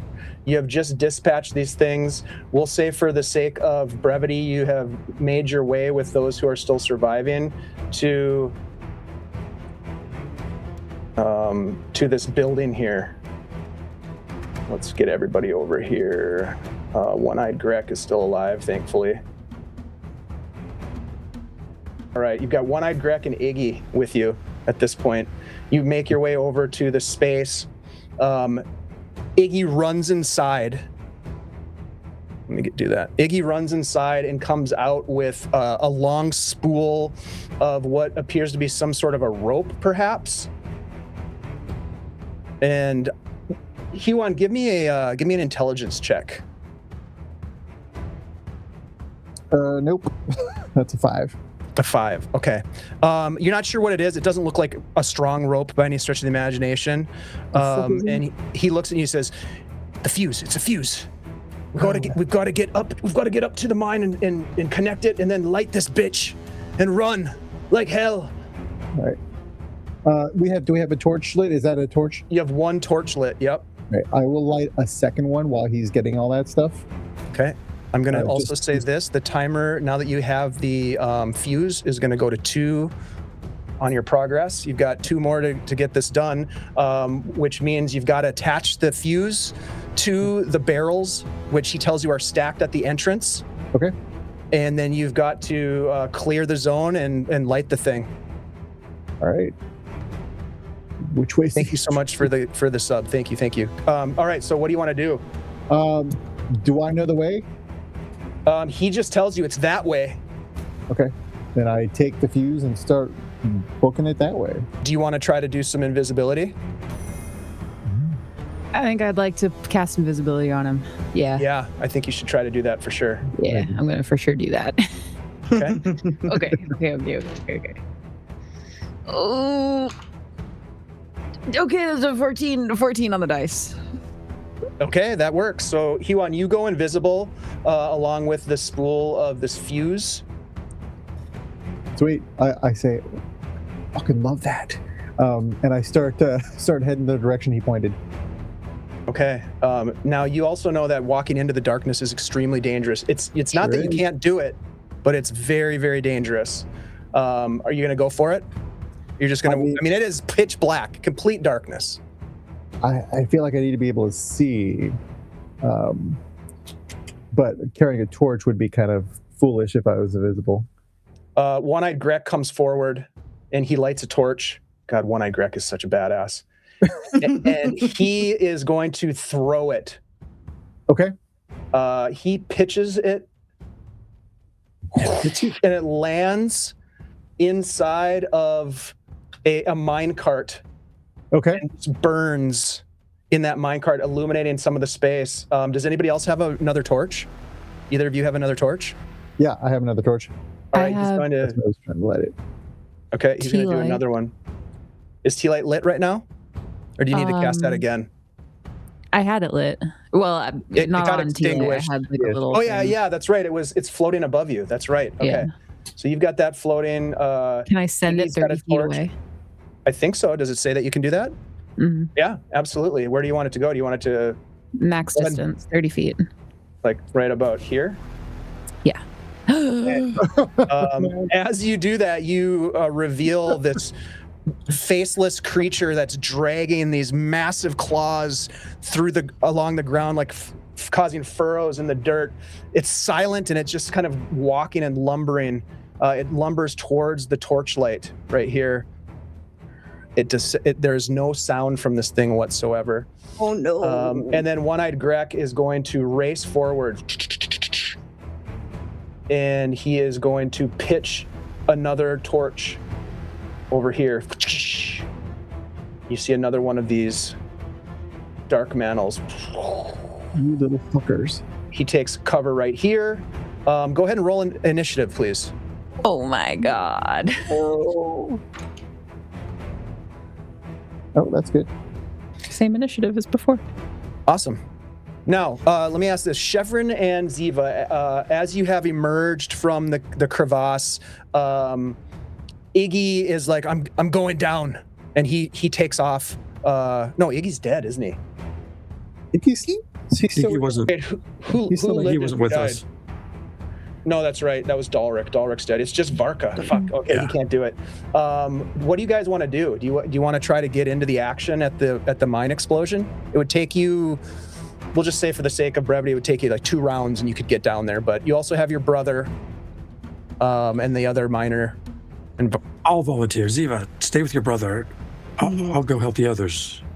Yeah, I would probably stay with the 2 miners and be trying to do cure wounds on them to see if that would help get them up and more. Yes. Yeah. Why don't you do that? Fit.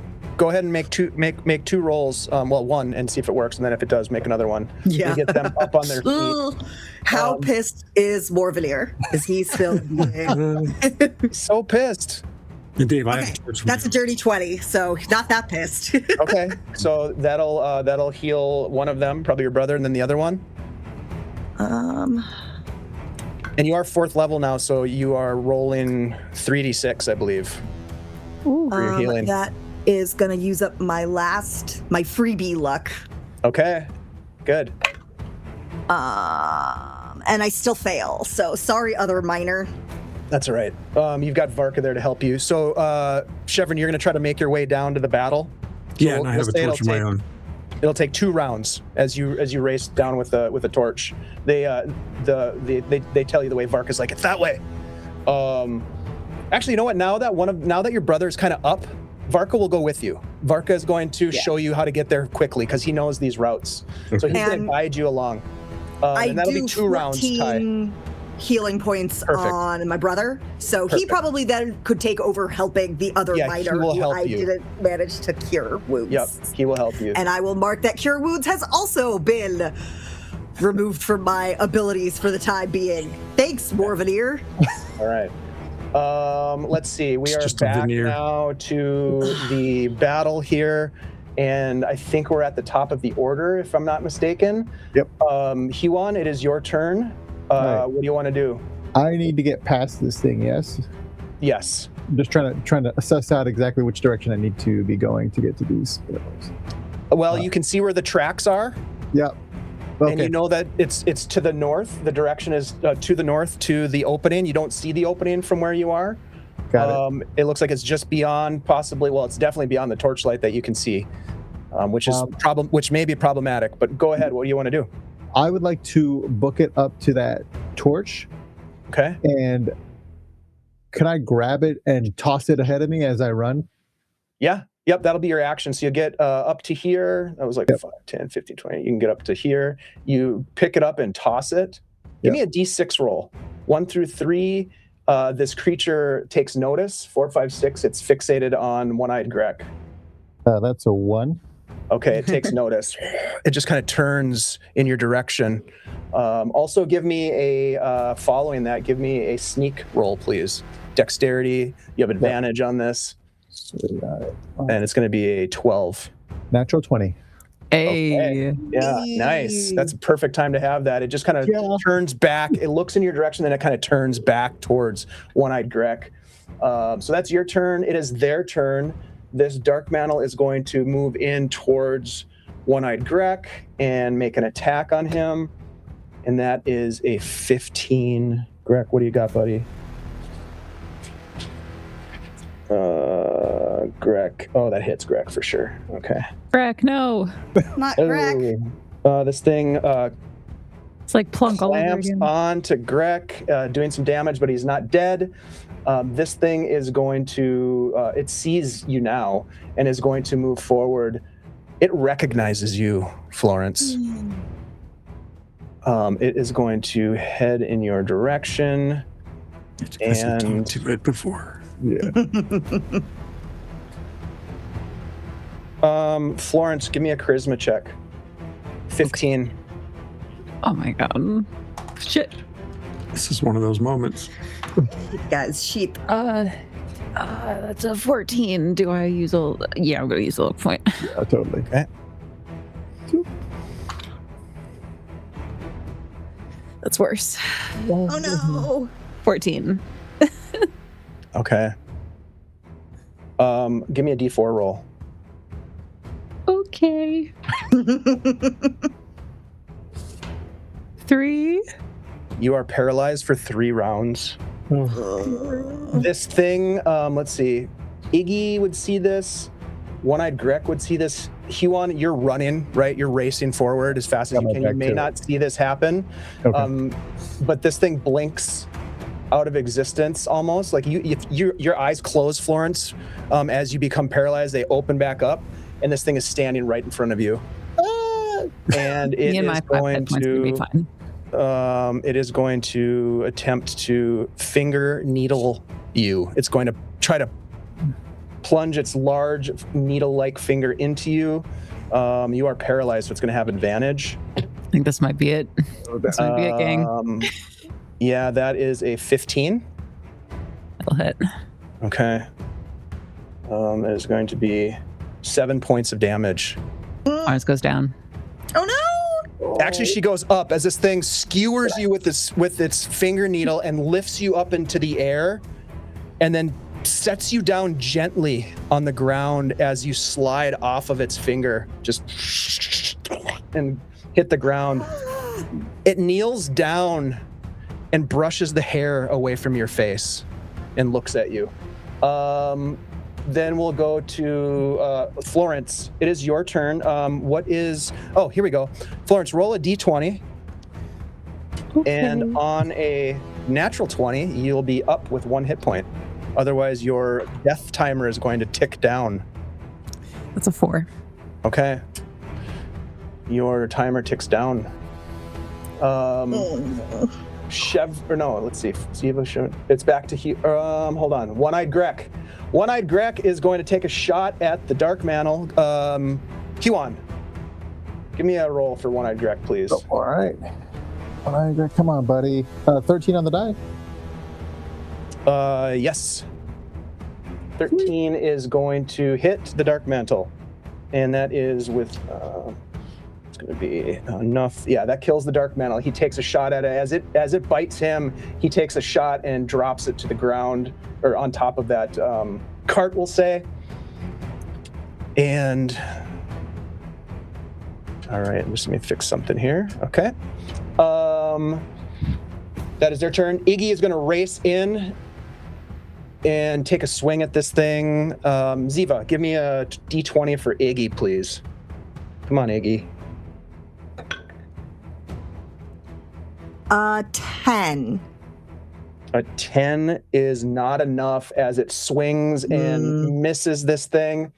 That is their turn. It goes back to the top of the order. Huon. Getting to the entrance. Okay. All right. Yeah, you race forward, and you can see that there are a bunch of powder keg barrels that are stacked in place. Yep. And have you ever wired up explosives before? Probably not. Who hasn't? Okay. Yeah. I might have heard tell about it at the guild hall, but I've never done it myself, I don't think. Okay. Well, let's give it a try. I'm sure they gave us a primer, right? Let's do... You have the instruction manual? Yeah. I just going off the instruction parchment. Yeah. Pull up on Wiki really quick. Give me let's do this first. Give me an intelligence check this as you are this round trying to figure out how to make it happen. Sure. And we'll call it a 12 normal check intelligence. I'm going to use a luck point. Man, luck points for the win. Come on, do better. That's better. 15. 15. Okay, you put the pieces together in your head. You're a smart individual, and you can see how this gets wired up. So you will be able to spend this round wiring it. Okay. So it'll take your round wiring it, and then we'll get a dexterity check from you on the next turn to finish wiring it. And then if you're successful, you'll have 3 of the 4 progress segments filled. Okay. All right, so that's happening with Huon. It is their turn. This thing is just brushed your hair away from your face, Florence, as it sort of like looks at you with this eyeless face, just a blank face, and then it just kind of without even looking, just takes an attack at Iggy with its hand. Oh, Iggy. And that is an 18. That is going to hit Iggy and...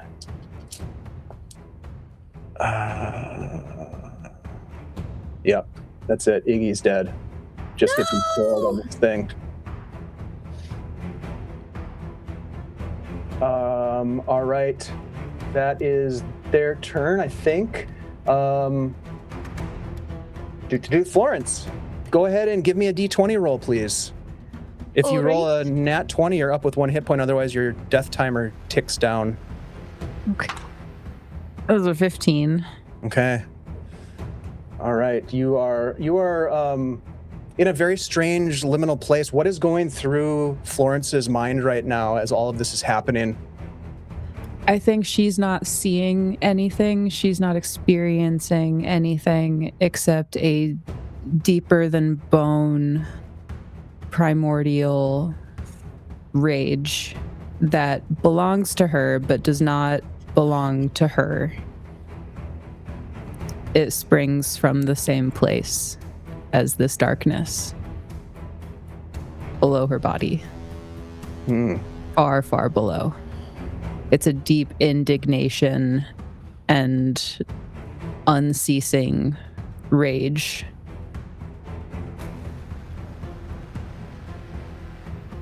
You're feeling this rage, but at the same time, you can sense this entity that is cradling you in its arms as if to console you.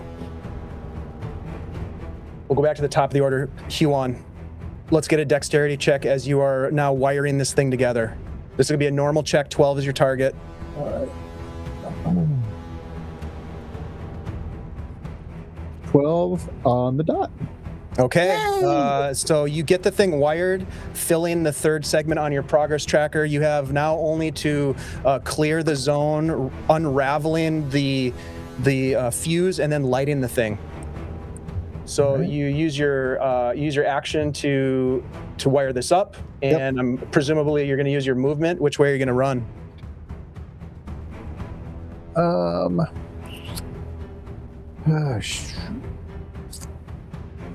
Dave, while he's thinking, I'm going to go to the south. Go ahead.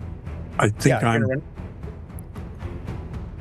Hold on coming one in second, this way. Shevren. Yep, we'll have you come in here. Go ahead and roll initiative, Shevren. Yeah, I got it on there. So, Huon, you're going to run to the south. Yeah, where my companions are. I don't know what's going on behind me, but I want to make sure that everybody's, going to make it out of there alive. Yeah, you run 30 feet and you come around the corner of this building and you can see this creature sort of stooped over Florence, cradling Florence in their arms. You can see Iggy is dead. One-eyed Grek is loading an arrow. They can't see you because you're invisible right now. I've already taken my action though, right? Yeah. You have already taken your action. Yep. All right. So I think at this point, Huon just sort of skids to a stop, his eyes bugging out, and sees. Can I see Florence on the ground? I would say you can probably see. Well, no, she's like cradled in this creature's arms now, as it's sort of like stooped down. The only thing you can do at this point, you use your action, your movement. You could say something. Yeah, no, it was just a matter of whether I could see what was going on, so I could plan my actions. I would say yes. Okay. Yep. I think he just sort of slides to a stop and just gapes and doesn't know what to do. He sees Florence in her position. He sees this huge thing, and is not sure exactly what to do. Give me a dexterity check as you're running to not be noticed by this thing. Sure. Not particularly sneaking, but just to try to move as silently as possible. That's a 15. Okay, yeah, 12 was what I was thinking. All right, so yeah, it does not take notice of you, but it does stand up with Florence in its arms. At that point, you can hear this. No, get out of town. As from the mine spring forth. Give me a D4 roll, Huon. All right. We won't have. Some things are getting boring. Right. That's 3. 3? Okay, so 3 of these things buzz out, and they are coming in your direction. You don't know if they know where you are or not, but they get to right about here. Sweet. And that is their turn. Florence, let's do a D20 roll. All right. Natural 20 would be nice right about now.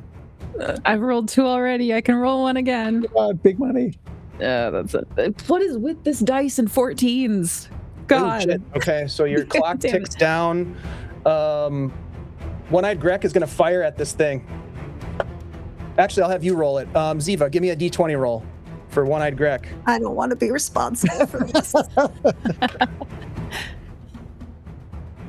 That's a 7. 7 misses. Yeah. Yep. But I will say that it's enough to be noticed. This creature drops Florence to the ground and turns towards One-Eyed Grek. No. Greg, no. Shevren. Okay, Shevren, you come racing in. Let me grab a token for you. And you're with Varka. So Varka and Shevren come racing in. We'll say that you're coming in from this direction over here. Varka and you've got a torch, you said, correct? Yeah. Yeah. So you've got a torch. And you see this scene on hand. It's ugly, but it is your turn.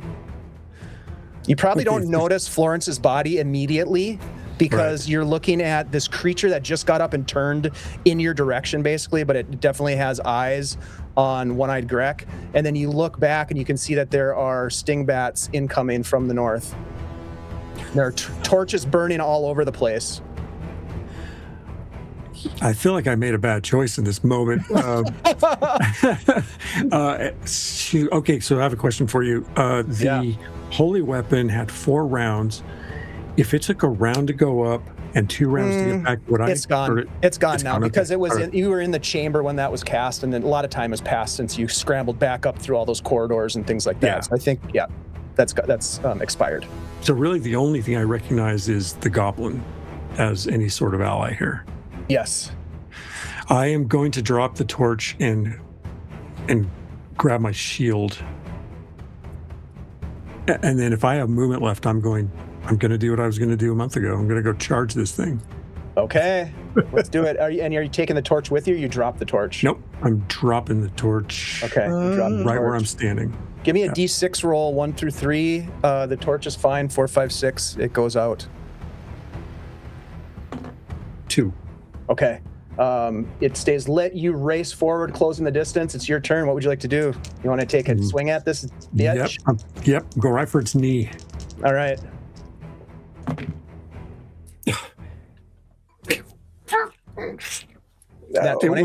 It rolled. You want Anyway. Fucking dice hate you. Yeah, if you've got one, I will definitely take I it. have extra. I haven't used many. I will definitely take that. Yep. Please. Oh, we got 2 luck points coming in for Florence. Hey, thanks, Jeff. That's Jeff. Read the room. I'll Well, take. she can give them too. You can decide how you want to use them. Thank you, Jeff. Yeah. I'll take the one from Huon right now. There we go. 24 for 6 points. That hits. 24 for 6 points. Okay. Yay! All Let's right. go. So that's 6 points as you swing. All right. That is your turn. We'll give Varka a chance to take a shot as well. So, Get it, Varka. Ziva, give me a D20 roll for Varka. No, stop making me responsible for these. Come on, you got this. All right, that's a 12. 12 does not cut it. The arrow goes wide, but they race forward to take a position next to One-Eyed Grek. They pick up the torch as well. All right, so that was Shevren's turn. Huon at the top of the order. What do you want to do? All right. Huon is taken in the scene, and he is feeling. He sees Florence's body. He sees Shevren attacking this thing, and he looks over at One-Eyed Grek. One-Eyed Grek was the one that had the healing poultice, yeah? Yes. Okay. Huon, from where he is, whips out. I need to set this thing on fire, right? Yeah, you have to light it. Yeah. And you have, and it depends on how far you want to go before you light it. That's up to you as well. Yeah. You do know that explosives go boom and cause a lot of carnage. So Sure. the farther away you are, probably the better. Carnage is a key word here. That's true. Mhm. Do I know how long it would take if I lit it from here to go off? If you lit it from there, so you are 40 feet away, it would take, hold on, let me look at my notes.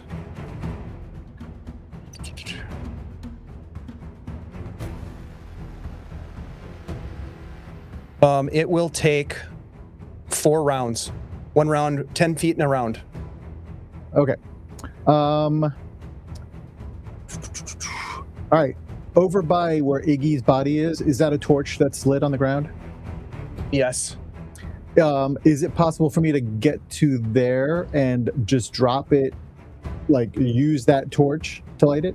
There's a torch there. There's also a torch burning here on top of this mine cart. All right. So That's if I a bit closer to you. does that take an action to do that? It will take an action to light. Yep. All right. All right. That's what I'll do. There's also a torch here. Varka's got a torch here. And then there's also a torch over here, which I don't think that helps you a whole lot. But Yeah, that anyways, doesn't there's a couple options here. Yeah. All right. I'll go over to where Bark is Okay. and I'll light it there. All right. You take the torch from him, and he's like, "What the fuck?" And Goblin, as some unseen force takes the torch. I tell him this whisper in Goblin, give me the torch. It's me.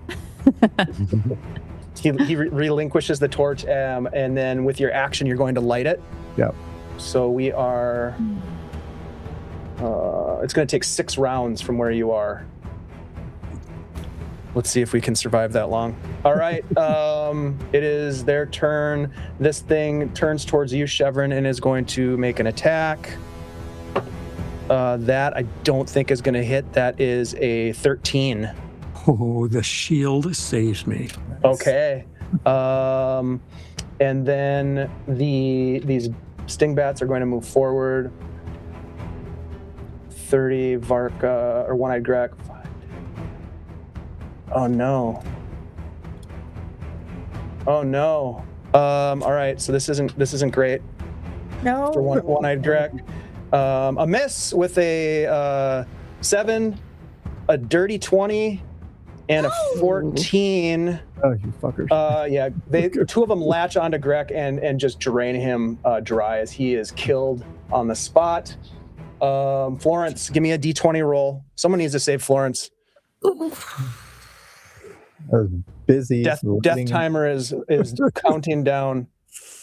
This is If my good I news. could, it's too late for me to join the scene. No, but- you want to join? You could have raced in. That's fine. You want to go ahead and roll initiative and jump into the initiative. Sure. This is all bets are off here. You guys are totally fucked.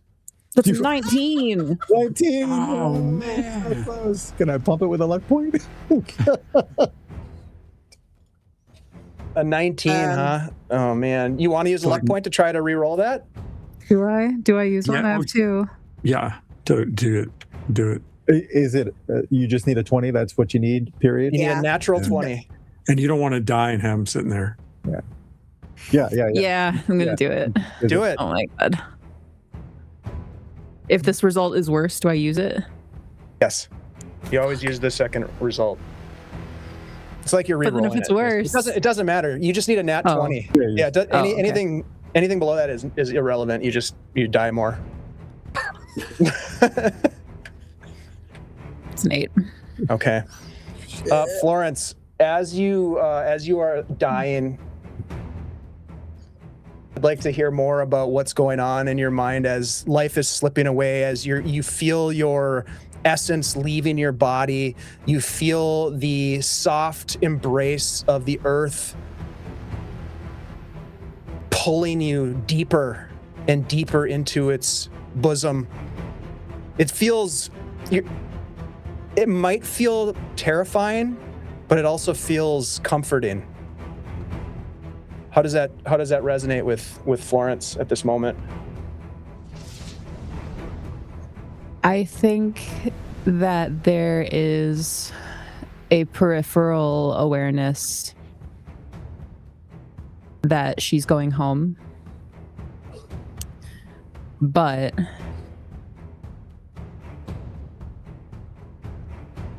I think that she's hearing words. I think that she's hearing Barabel's voice kind of coming from a bunch of different sources in all directions, from all around her, from inside her. What they're breaking, what they're breaking, what they're breaking, what they're... Wait. Oh my God. What they have broken, their breaking shall heal.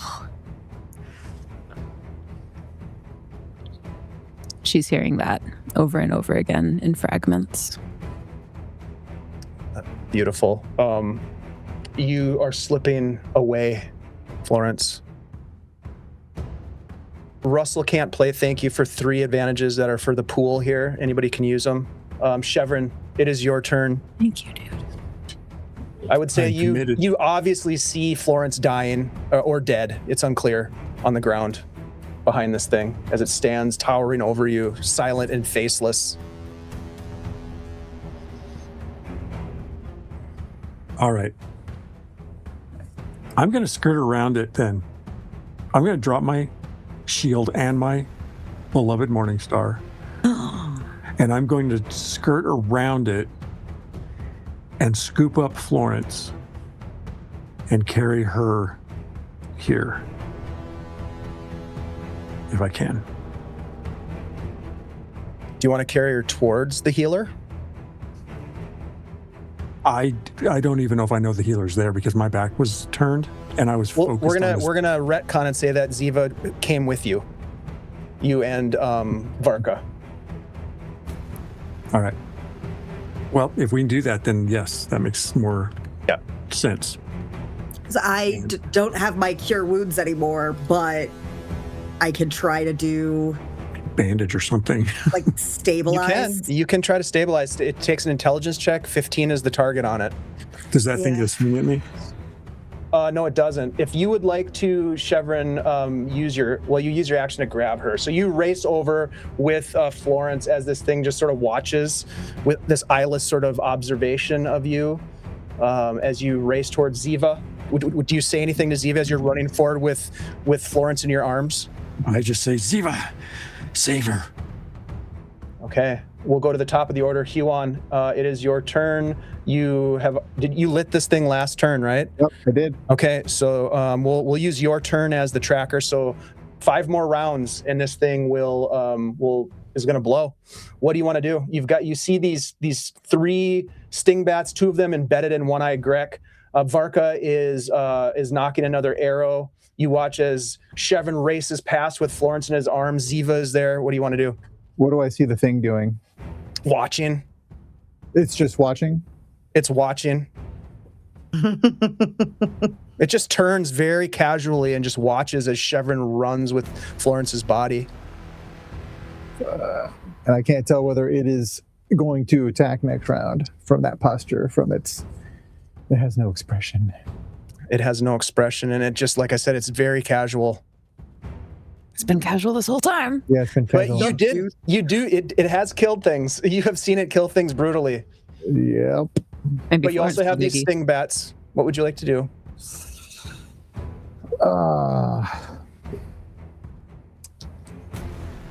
Huon, okay, lay the land real quick. Where I lit the barrels, Mm-hmm. that's a rock face. That's like a mountain rock face that Correct. goes up.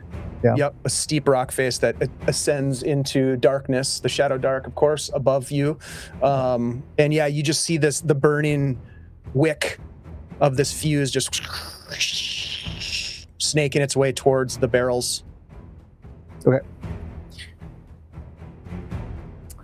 All right, I am going to attack this thing. Get I it. should also, the timer is at full, so now we're just waiting for it to blow. Okay, you're gonna attack the big guy? Yeah. Yeah. Huon sees where my companions are and what they're trying to do with Florence and wants to get this thing's attention away from them. So he's going to attack. Okay. And I just realized that I had been shorting myself 1 damage die because I leveled to 4th. So, Yes, you did. All right, let's do it. Let's do it right. All right. That is a 20 to hit. Nice. 20 is definitely going to hit. All right. Give me those dice. Let's make sure I have the right amount. All right. All right. That is 18 points of damage. Holy shit. Hell Huge yeah. hit. Nice. Okay. And then Wow. Huon starts. He is visible now. I take it. Mm-hmm. You are visible, and it takes notice of you, sir. Fantastic. I'm gonna hop over the mining cards Mm-hmm. and move to there. Okay. All right. Well done. Ziva, it's your turn. All right. It's still the same day as when we Mhm. joined up with this whole group in the first place, right? Yep, and you've already used your breath for breath. I did, yes. Yep. So I'm just going to try to stabilize Florence, which is a DC 15 roll. DC 15 int roll. And we're going to use that luck. That was just gifted. Yes, please. Come on, come on, come on. No. Well, okay. You can try again on the next turn, but you'll eventually run out of turns, sadly. Yep. Yep. Okay. All right. If it was wisdom, I know. but alas. Alas. All right, so you take off running. Huon, Ziva, you are crouched over Florence's still body. It is turning cold. It's cold to the touch. And Huon is running. It is their turn. Let's see. Huon, give me a D6 roll, please. 1. Okay. Zzz, this guy's coming your way. These two are going to Varka.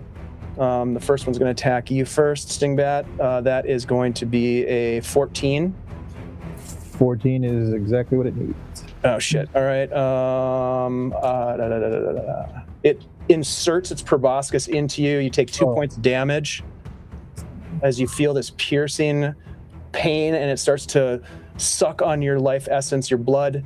This thing take me out to is dinner. in just a blink of an eye, Huon, you kind of turn back as this thing penetrates you. In a blink of an eye, you see this thing disappear and then reappear right in front of you. Oh, Oh no. Oh, no.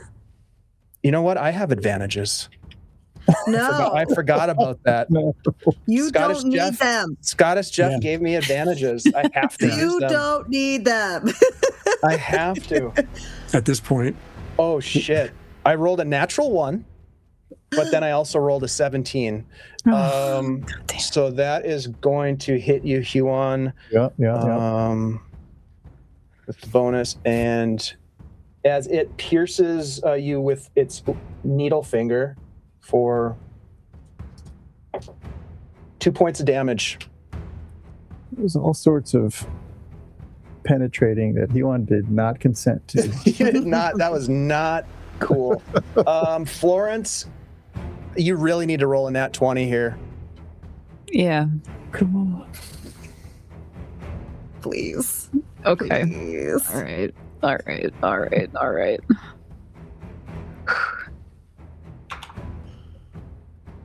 I'm going to use a luck. Yes, yes. Yes, good. Come on.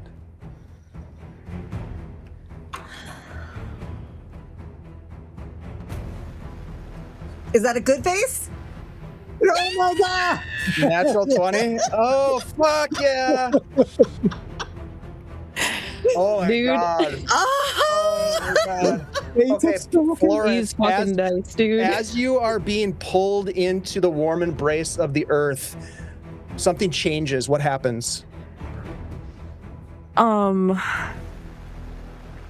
Jesus. I can't You're believe that so happened. lucky. If any of you who know about death timers, that's where we were at. Wow. Oh my god. It was literally. That was it. That was the last one. That was your last chance. That's Oh my amazing. god. Wow. You got to really thank the They chat here for probably- the luck Yes. points. All just luck points we've been working through. Everybody. Chat just Yeah. ensured season 2. Thank you, chat. Yeah. Well, you're not out of it yet, pal. Yeah, You're we're not out of it yet. no. At least. Oh my Huon's god. gonna be making them soon. Yeah. All right. So Florence, what happens in this moment as you are laying down to the final rest? I think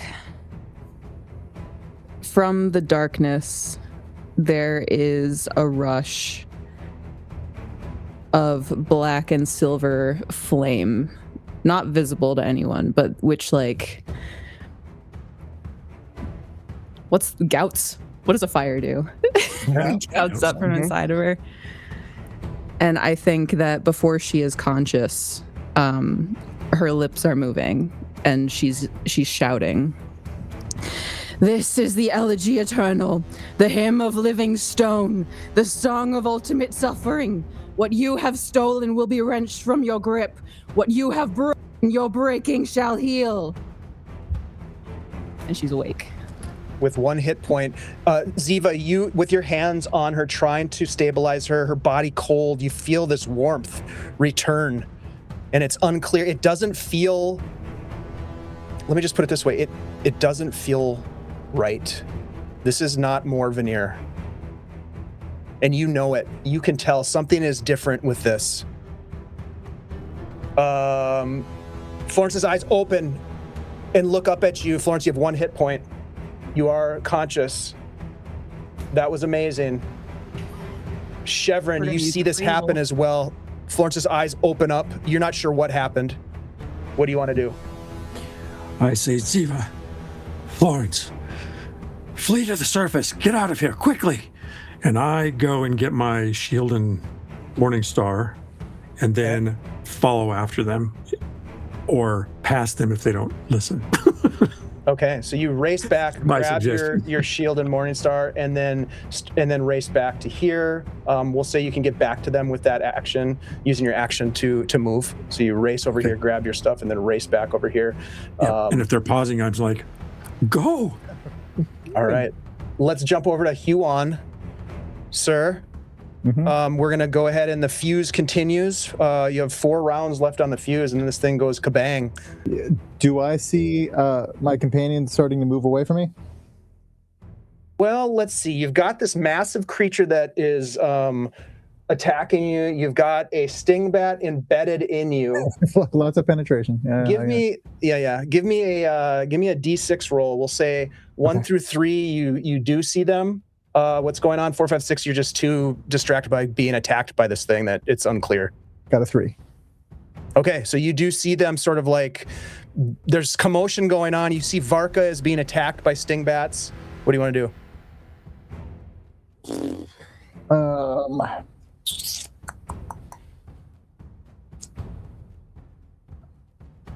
I'm not very effective 101 after my big hit, so I'm going to and I got a fucking thing in me. You do, and it's going to do some damage on the next turn unless you pull it out, which would take your action and a strength check of DC 9. How about instead I stab it? Yeah, you can do that. All right, I like to stab it and move towards my companions. Okay. Go ahead and make an attack roll, please. That is a 19 to That stab will hit. for 6 points of damage. Yeah, you kill it, but it is still attached to you. Yeah, but it's not going to suck any blood for now. It's not going to suck any more blood, and then you start to run. Yeah. Okay. You can get to about right here Sure. as you come around the corner of this cart. Ziva.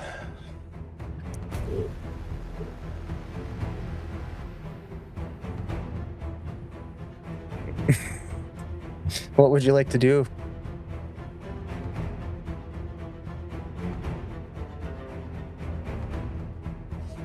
Oh, you're muted. It's real dumb, but I'm gonna try to shoot one of the sting bats attacking Varka as we are sort of retreating. Okay. Yeah. What are you gonna shoot it with? I have a short bow and arrows. Well, hell yeah! Take a shot. Just don't miss. I haven't been bothering to use them because it's not my strong suit. But Today, Morvenir yanked away basically all of my spells, so we're going, analog. Gonna sum it. Yeah. When I get a chance, I want to speak to you about the Savior Korghast. I rolled a 19, which means that that's hits. an 18 to hit. Yay! You didn't hit Varka. Go ahead and roll damage. For arrows, that's D4. Yes. I made sure to note it on my sheet. Oh, I forgot. I get a +1 to ranged attack rolls, so that actually was a 19 anyway. Oh, nice. And that's a 4. 4 is all you need to kill this thing. Yay! Let's go. It hangs limp on Varka as Varka is trying to pull this other thing out. Great job, Ziva. Are you gonna start to move then as well? Are you Yes. gonna? Yeah. I'm like shouting at Varka, being like, "We need to go. Follow us!" As we're like, Oh, someone needs a light source. You might have someone's gonna need a light source because you're gonna be running into the darkness here in a second. You just use your action. Holding one. Yeah, but If Varka's Varka comes with us. over here. So I would say you don't want to move too far away because you'll end up in the darkness, and that's not a good place to be. "Yeah." So we'll jump to their turn. This is going to get an auto hit on Varka, and is going to do 2 points of damage. Varka is still up. Come on, Varka. I know, Varka. And then this thing, as you take the shot, Ziva, with Huon running towards you, Florence pulling her up to her feet, Shevren racing back with his Morning Star and his mace, and his shield. This thing just blinks out of existence and then is suddenly right here in front of you. No. And is going to take an attack at Huon. I'm going to use my luck point that I got from Scottish Jeff. It misses with the luck point. Oh, wow. And it is Florence's turn. Florence, you're on your feet now, being pulled away from this thing, and then it's in front of you. Time to go away. I don't know if this is going to work, but we're going to try. She's just going to raise a hand, very calmly say, "Move." And I'm going to cast Willow Man on it. Oh, okay. Interesting. It has to be of level 2 or less. I don't know if it is. Oh, that's an It's 18. doing all this damage at level 2. That is terrifying. You do cast the spell successfully, but it has no effect on this creature. Yep. Fair. All right. Do you want to try to run past it, or you do? Well, you guys, someone's gonna have to light it. can- Someone's gonna have to have a torch or something to get out of here. It looks like. Move towards. I'm going to step back and pick up the torch. Okay. Yeah, you can do that. You step back to grab the torch. That'll be your turn right there. You now have Varka's torch. Varka is still alive, struggling with this thing, trying to pull it out. Shevren, it's your turn. Yep, I step around and I strike this thing. Okay. Let's do it.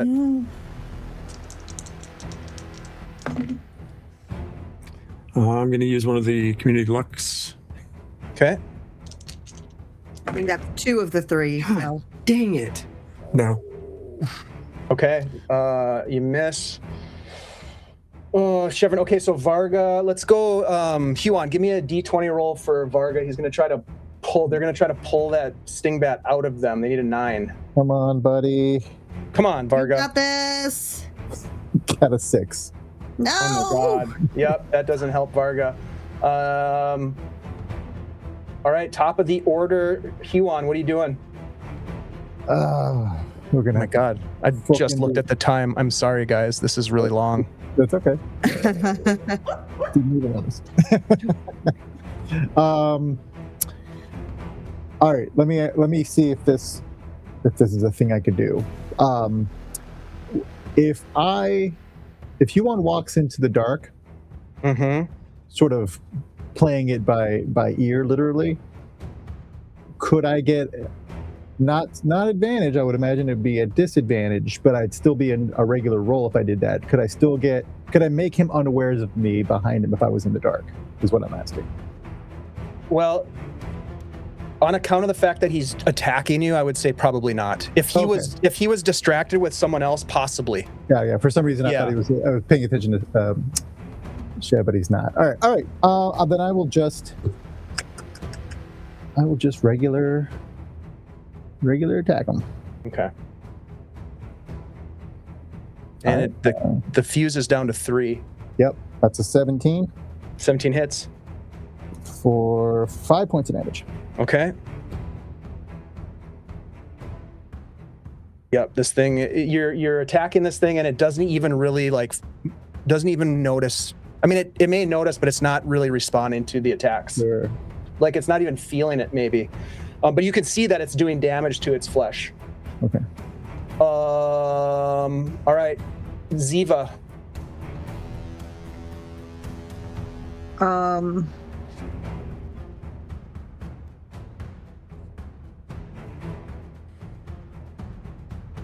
I'm gonna try to shoot that other sting bat. Yeah, I mean you did so great last time. Let's do it. What's the worst that could happen? You kill Varka. Kill Varka. That would be the worst.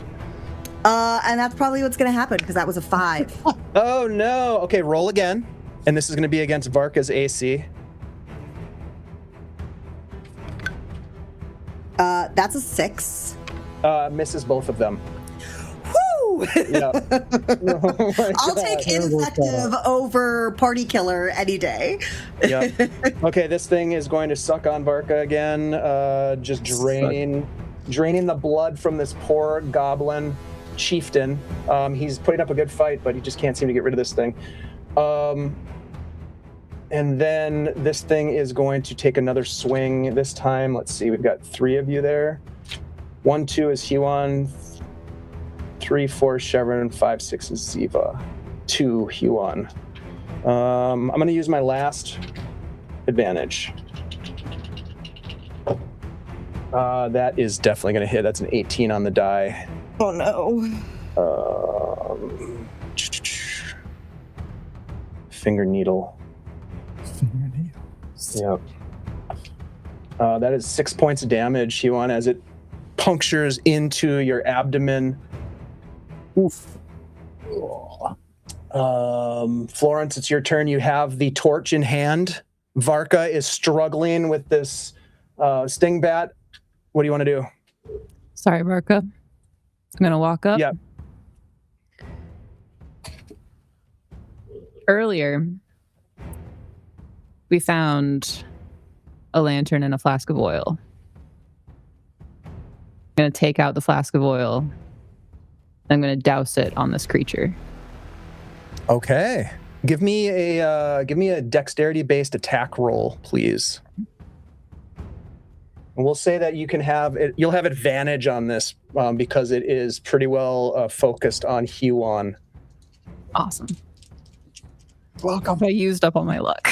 I still can't believe that. We still have 2 luck in the pool. We do. Yeah, we have 2.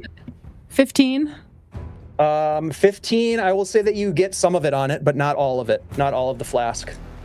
Is it worth the risk? So that was your turn. That was your action for this round. Yep. All right. Yep.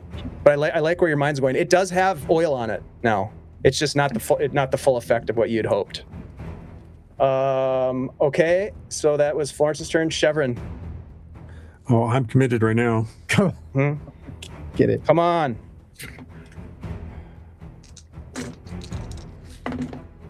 Natural 20. Oh Nice. shit. Max go. damage. Hell yeah. Hell yeah. So the damage normal is 9.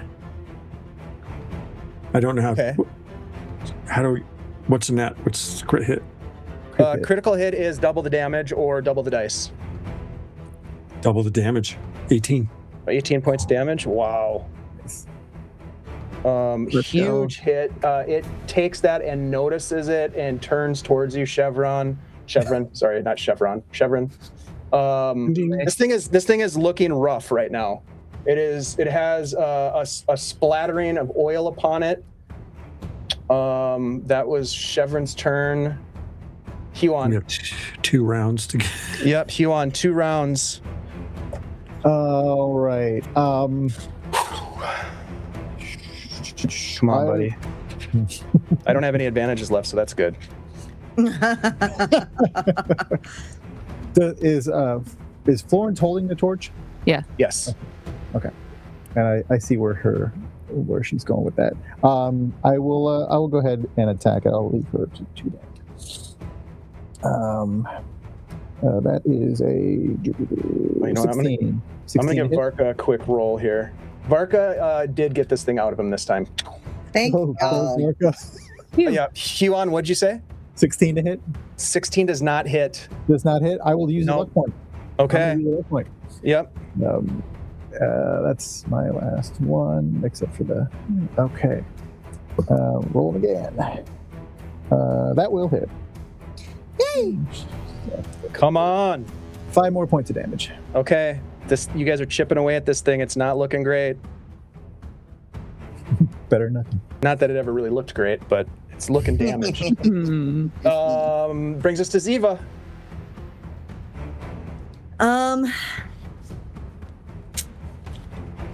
God.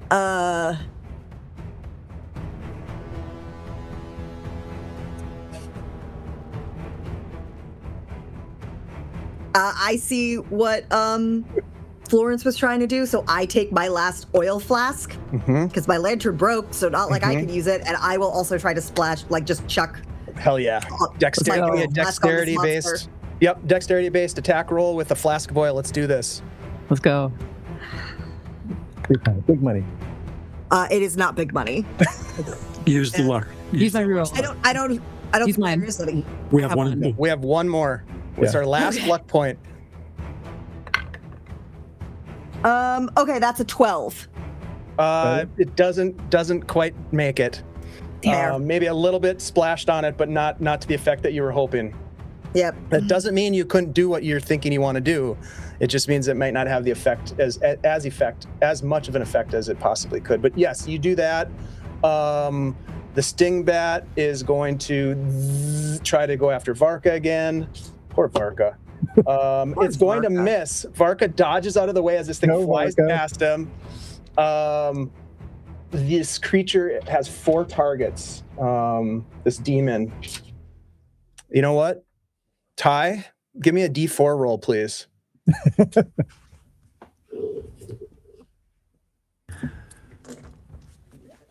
All right. 4. Of course. Yeah, of course. Always roll 4s. Yeah. Ziva, this thing is going to try to pierce you with its needle finger. I decline. That is Do not consent. 19. 19 to hit. Oh yeah, you. that gets me. Yeah. That gets me. So did anybody. For I do 7 think points you're of damage. Healthiest. 7? Yep. All right, I am still up. That's good. Barely. You have Florence, armor? it's your turn. I do, but Florence, what do you want to do? Light it on fire. Yes. Okay. So you're going to race in and touch the torch to it. Give me an attack roll. 17 is your target here. And it's a strength-based. We'll say finesse. You can use dexterity or strength. It's a lot better than my strength. Yeah. Give it a go.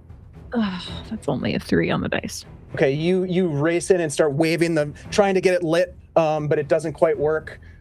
Shevren. Come on. All right. Yeah. Here I go.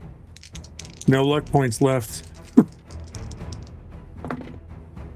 Just honest. 18. Just Honest dice.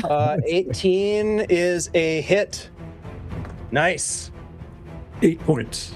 8 points of damage. Oh my God. This thing is sort of toppling, just kind of like swaying back and forth, does not go down. In this moment, you hear Varka call out, Urkbrock!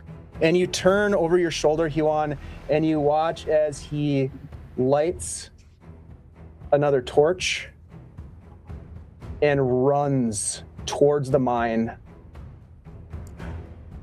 What? No. With the torch, he runs towards the mine. Fuse is already lit. He's taking things into his own hands. He doesn't know what's going on. Huon, it is your turn. There's one round left. This is what I would like to do. You tell me what. Florence still has the torch in her hand? Yes. Yeah. All right. She's like waving it around at this thing, trying to hit it with the torch. Huon is going to try to use his years of practice with Beulah and grab the torch from Florence with Beulah and swing it into the creature. That's sick. Okay. I mean, there's some danger involved with that. You might hit Florence, for example, with your weapon. No, come on. I got one point. Florence of the 1 hit point. Yeah. Living on a dream. All right. I think this is going to be a very hard. I think an 18 is going to be the target for this. And this is just an attack roll. Yeah? You're gonna make an attack roll, and basically an 18 is what you're trying to meet or beat to make this happen. Yep. I love it. Very cool. I have a luck point left if I need it. That's the last one for me. It is a 13 plus 5, 18 exactly. Okay, yeah, you swing Beulah, wrap it around the torch, yank on the torch, and it hits this creature and it starts to burn. Yeah. Very, very fucking cool. Suck it, Trip. All right, it is burning. Give me a D4 roll. Me? Mm-hmm. Fire 3. damage. Okay. All right. At this moment, let's do this. And then I say let's run. Go. Yeah, run. Run. We'll go through this turn. Ziva, what would you like to do? I would like to run. Okay. You take off running, and we'll just kind of take you down to the edge of the map there as you run away. Stay on the tracks. This creature is going to make what might be its last attack here. And let's do this. Florence, give me a D6 roll.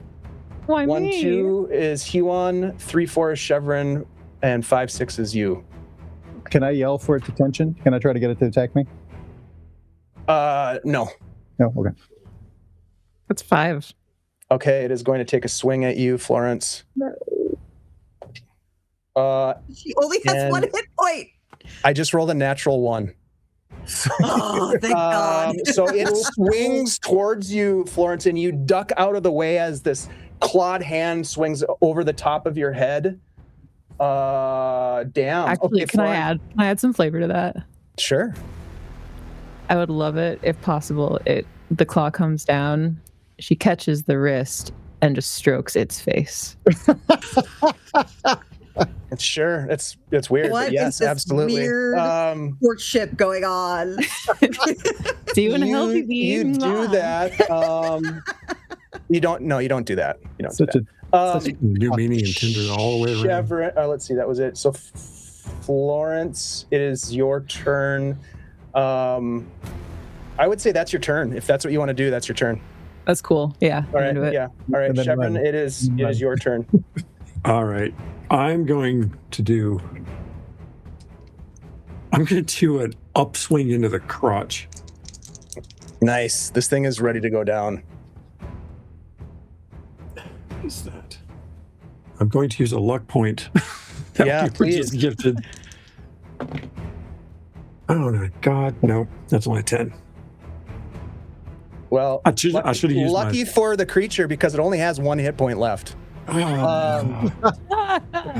So Shevren, you miss, and at this moment, There is a roar like God's angry tears that echo through the mountainside. Fire punches outwards from the mine entrance, white, blinding. Stone explodes in a storm of shrapnel and dust. The ground heaves beneath your feet as if something enormous has rolled over in its sleep. The entrance collapsed. Rock slides coming down the face of this mountain. Timber snapping like dry bones. There's a shock wave that sends material flying through the air. Everybody give me a dexterity check. This is going to be an easy check. Well, hold on. Let me just measure the distance here. Yeah, this is going to be an easy check for you. So 9 is your target. You're far enough away. Also? You're far enough. You're far enough away where you don't need to do it. It's just the other. Good, because Dex is not a good one for me. Yeah. Of course not. Shevren, No, you are going. Did you fail? Yeah. All right. You'll take 2 points of damage as you get pummeled with boulders and rocks. Florence, what'd you get? I got 9 exactly. Okay, so you managed to be unscathed, and Huon? Got 12. Yeah. Okay, so you managed to be unscathed as well as boulders come crashing down. As the dust settles, it just kind of rolls outward. There's this like choking cloud, smell of sulfur and broken earth. As the three of you, I guess, are kind of thrown from your feet, landing on the ground, you instinctively look over and you see this creature, this faceless, gaunt demon creature laying on the ground. It has been bludgeoned with shrapnel from the explosion. Rocks have cracked its head open. Its interior of its head is exposed, but it is struggling to get up and just laying pinned underneath this boulder. What would you guys like to do? It's still on fire? There's a little bit of fire, but not much. Like, most of the fire has been put out. It was never severely inflamed. I'm gonna bash it. Yeah. Okay. I think so. Let me ask this. I look over at Florence. Is there anything aside from a violent end that you'd like to have happen here? And I'm looking at Florence in particular. Before your companion Shevren steps forward, you can see he pulls himself to his feet, gripping his morning star, and takes a step towards this thing. But I'll give you a moment, Florence, before that happens. How close am I to it? You walk right up to it, if you want. It's right there, laying on the ground, totally pinned by a big boulder. Its head caved in, but still what passes for life. She kneels and rests her head upon its chest.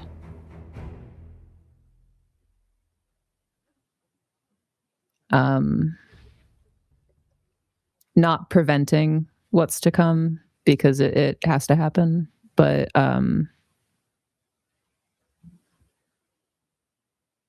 holding it in sort of an inverse as how it held her, and just stays with it until the end. Okay. Shevren? Is this you don't need to roll, just tell me what you would like to do. I just pause for a moment as Florence does this, and I know what I'm seeing to some degree. I know that it has to do with Florence's connection with the Underdark and all of the Shadowdark. or the Shadowdark and all this stuff that Florence does, and at this point I change from revenge to mercy. And I look for the most vulnerable point, as I know that the head is cracked and already vulnerable, and the creature is probably suffering as much as anything. And I strike it there. And in that moment, the essence of this creature is released as it goes limp in your arms, Florence.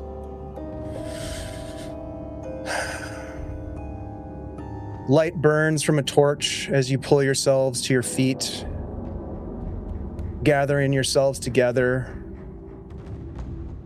things are ruined. Everything is blown to shit here. The building is gone. The mountain, if you were to go look at it, it looks different. It is completely sloughed in upon itself. You make your way back into the heart of the camp. The denizens of the Shadowdark, still present, stingbats buzzing about, but seem to take no notice of you. And that, my friends, is where we're going to end tonight's session. With the sealed mine, the rescue of Zavros Daril, and the victory of our heroes. And the resurrection of Florence. Yeah. I can't believe Yeah.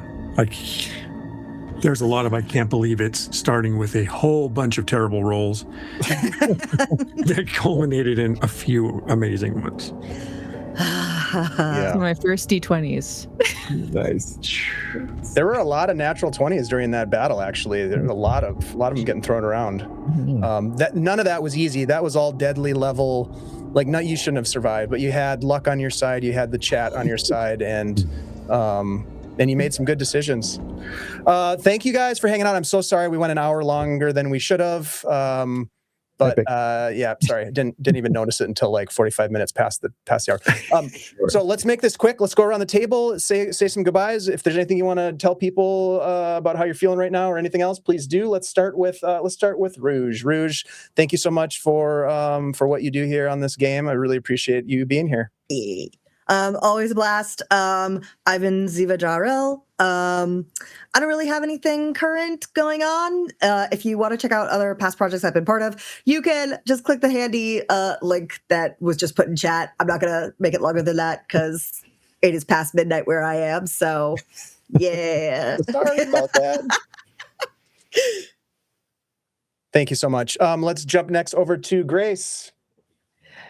Hey, thank you all so much for first of all watching, and second of all for all the luck points. Your attention is valuable. Thanks for spending it here.